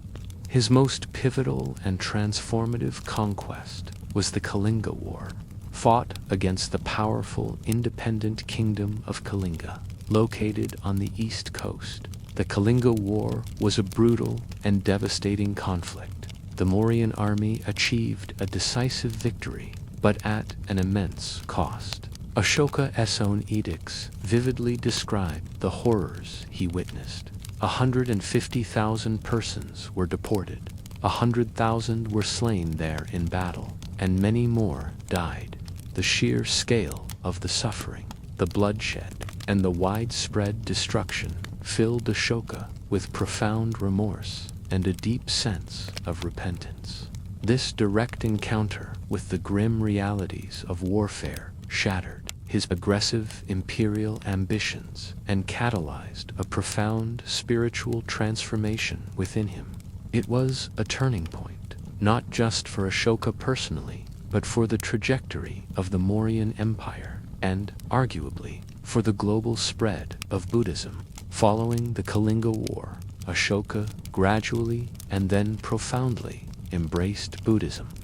This was not necessarily an overnight conversion where he abandoned all other beliefs, but rather a deep acceptance and integration of Buddhist ethical principles into his personal life and, crucially, into his state policy. He ceased military expansion and committed himself to the ideal of Dhamma. Ashoka's Dhamma was not a sectarian religion or a specific creed, but rather a universal code of ethical conduct, a moral law rooted in compassion, nonviolence, tolerance, and respect for all life. It emphasized virtues like generosity, truthfulness, purity, self-control, and gratitude. He advocated for respect towards parents, elders, teachers, Brahmins, ascetics, and servants. He encouraged vegetarianism and curtailed animal sacrifices at court. This was a radical shift from the traditional model of conquest, replacing Digvijaya with Dhamma Vijaya. Ashoka propagated his Dhamma through a series of remarkable rock and pillar edicts, inscribed on natural rock formations and exquisitely carved, polished sandstone pillars erected throughout his vast empire. These edicts, written in various regional scripts, served as public proclamations of his moral principles, his commitment to the welfare of his subjects, and his efforts to spread Dhamma. They are invaluable primary sources, providing unique insights into Ashoka's reign, his personal beliefs, and the state of society. These pillars, often topped with magnificent animal capitals, were not just instruments of propaganda, but powerful symbols of imperial authority imbued with Buddhist moral teachings. Ashoka became a zealous patron of Buddhism, transforming it from a regional Indian sect into a burgeoning world religion. He built numerous stupas and viharas, encouraging monastic life. He sent Buddhist missionaries to various parts of the world, including Southeast Asia, the Middle East, and notably his own children, Mahinda and Sanghamitta, to Sri Lanka, where they played a pivotal role in establishing Buddhism, leaving a lasting legacy. Ashoka's emphasis on religious tolerance was also groundbreaking. His edicts explicitly called for mutual respect among different religious sects, allowing all to reside and practice freely. The Mauryan Empire was characterized by an extraordinarily sophisticated and highly centralized administrative structure, unprecedented in its scale and complexity for ancient India. Drawing heavily on the principles articulated in Kautilya's Arthashastra, the empire was divided into provinces, each administered by a viceroy. Provinces were further subdivided into districts, managed by appointed officials. The imperial capital, Pataliputra, was the nerve center, housing a vast bureaucracy responsible for every aspect of governance. Central administration, a complex system of ministers and various departments, oversaw justice, revenue collection, public works, trade and industry, taxation.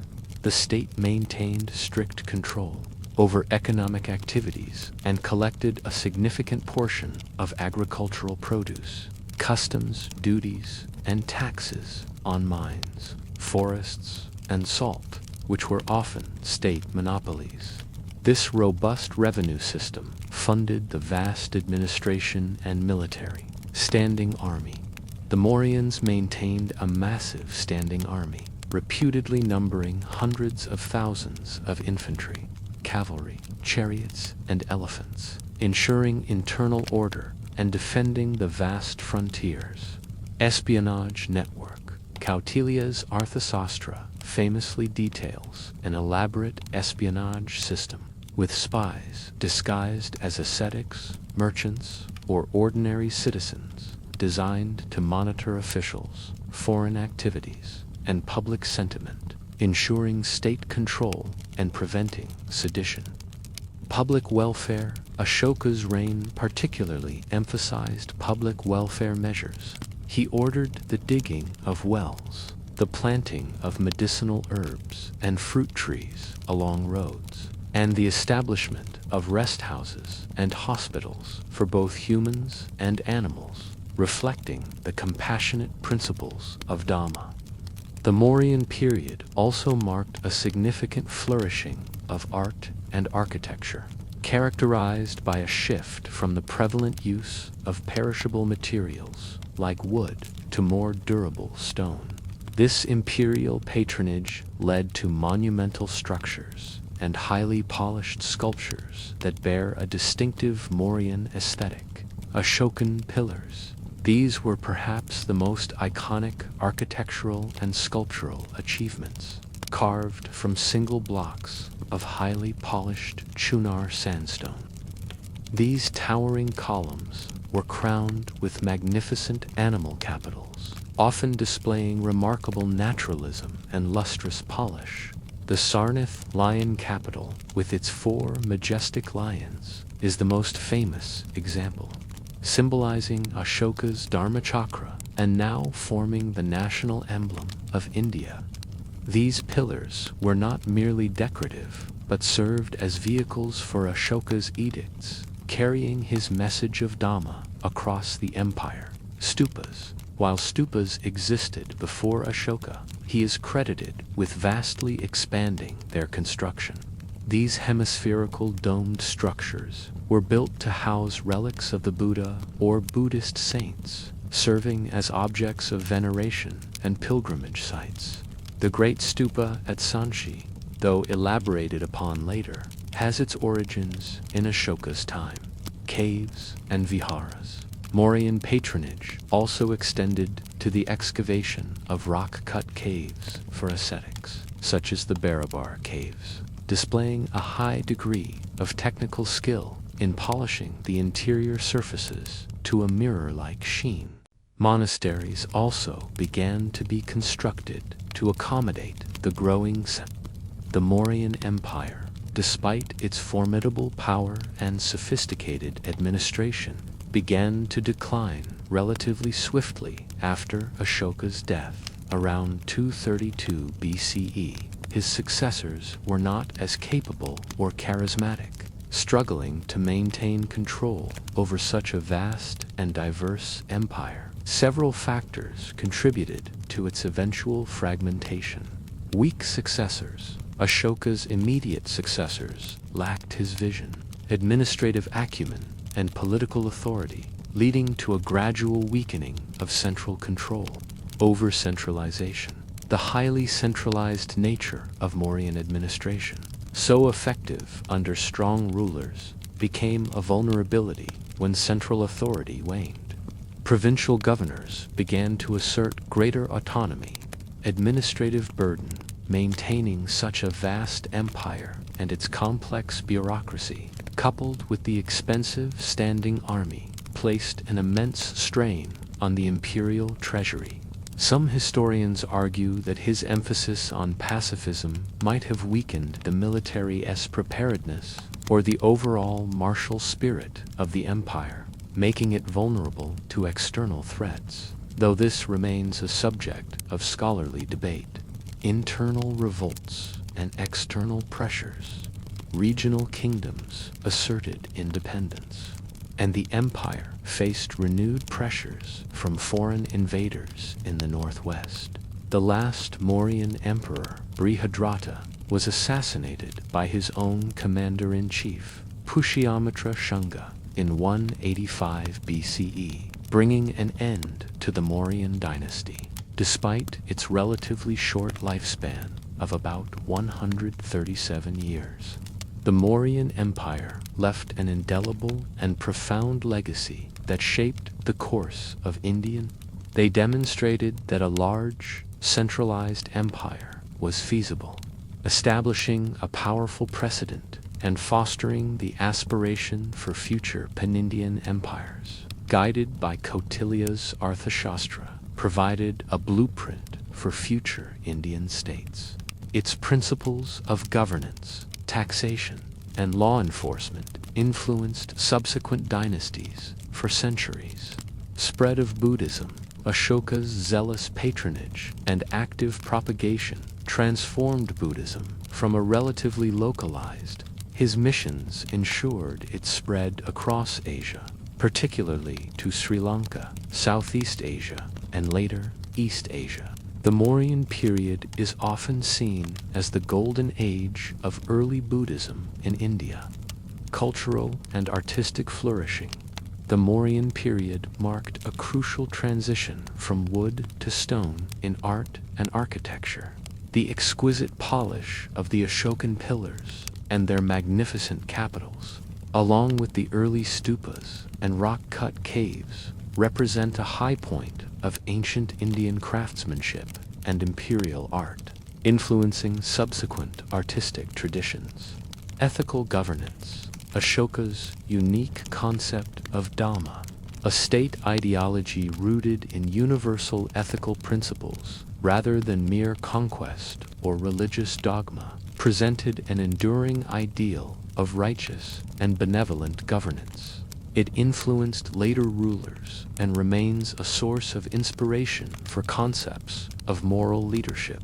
Standardization and communication.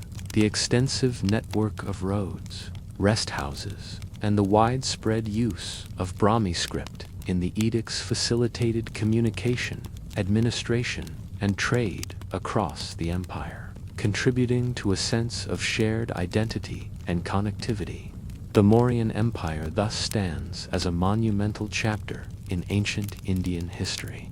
It brought an unprecedented level of political unity and administrative sophistication to the subcontinent, fostered a unique blend of imperial power with ethical governance under Ashoka, and critically became the launching pad for Buddhism's journey as a global spiritual force.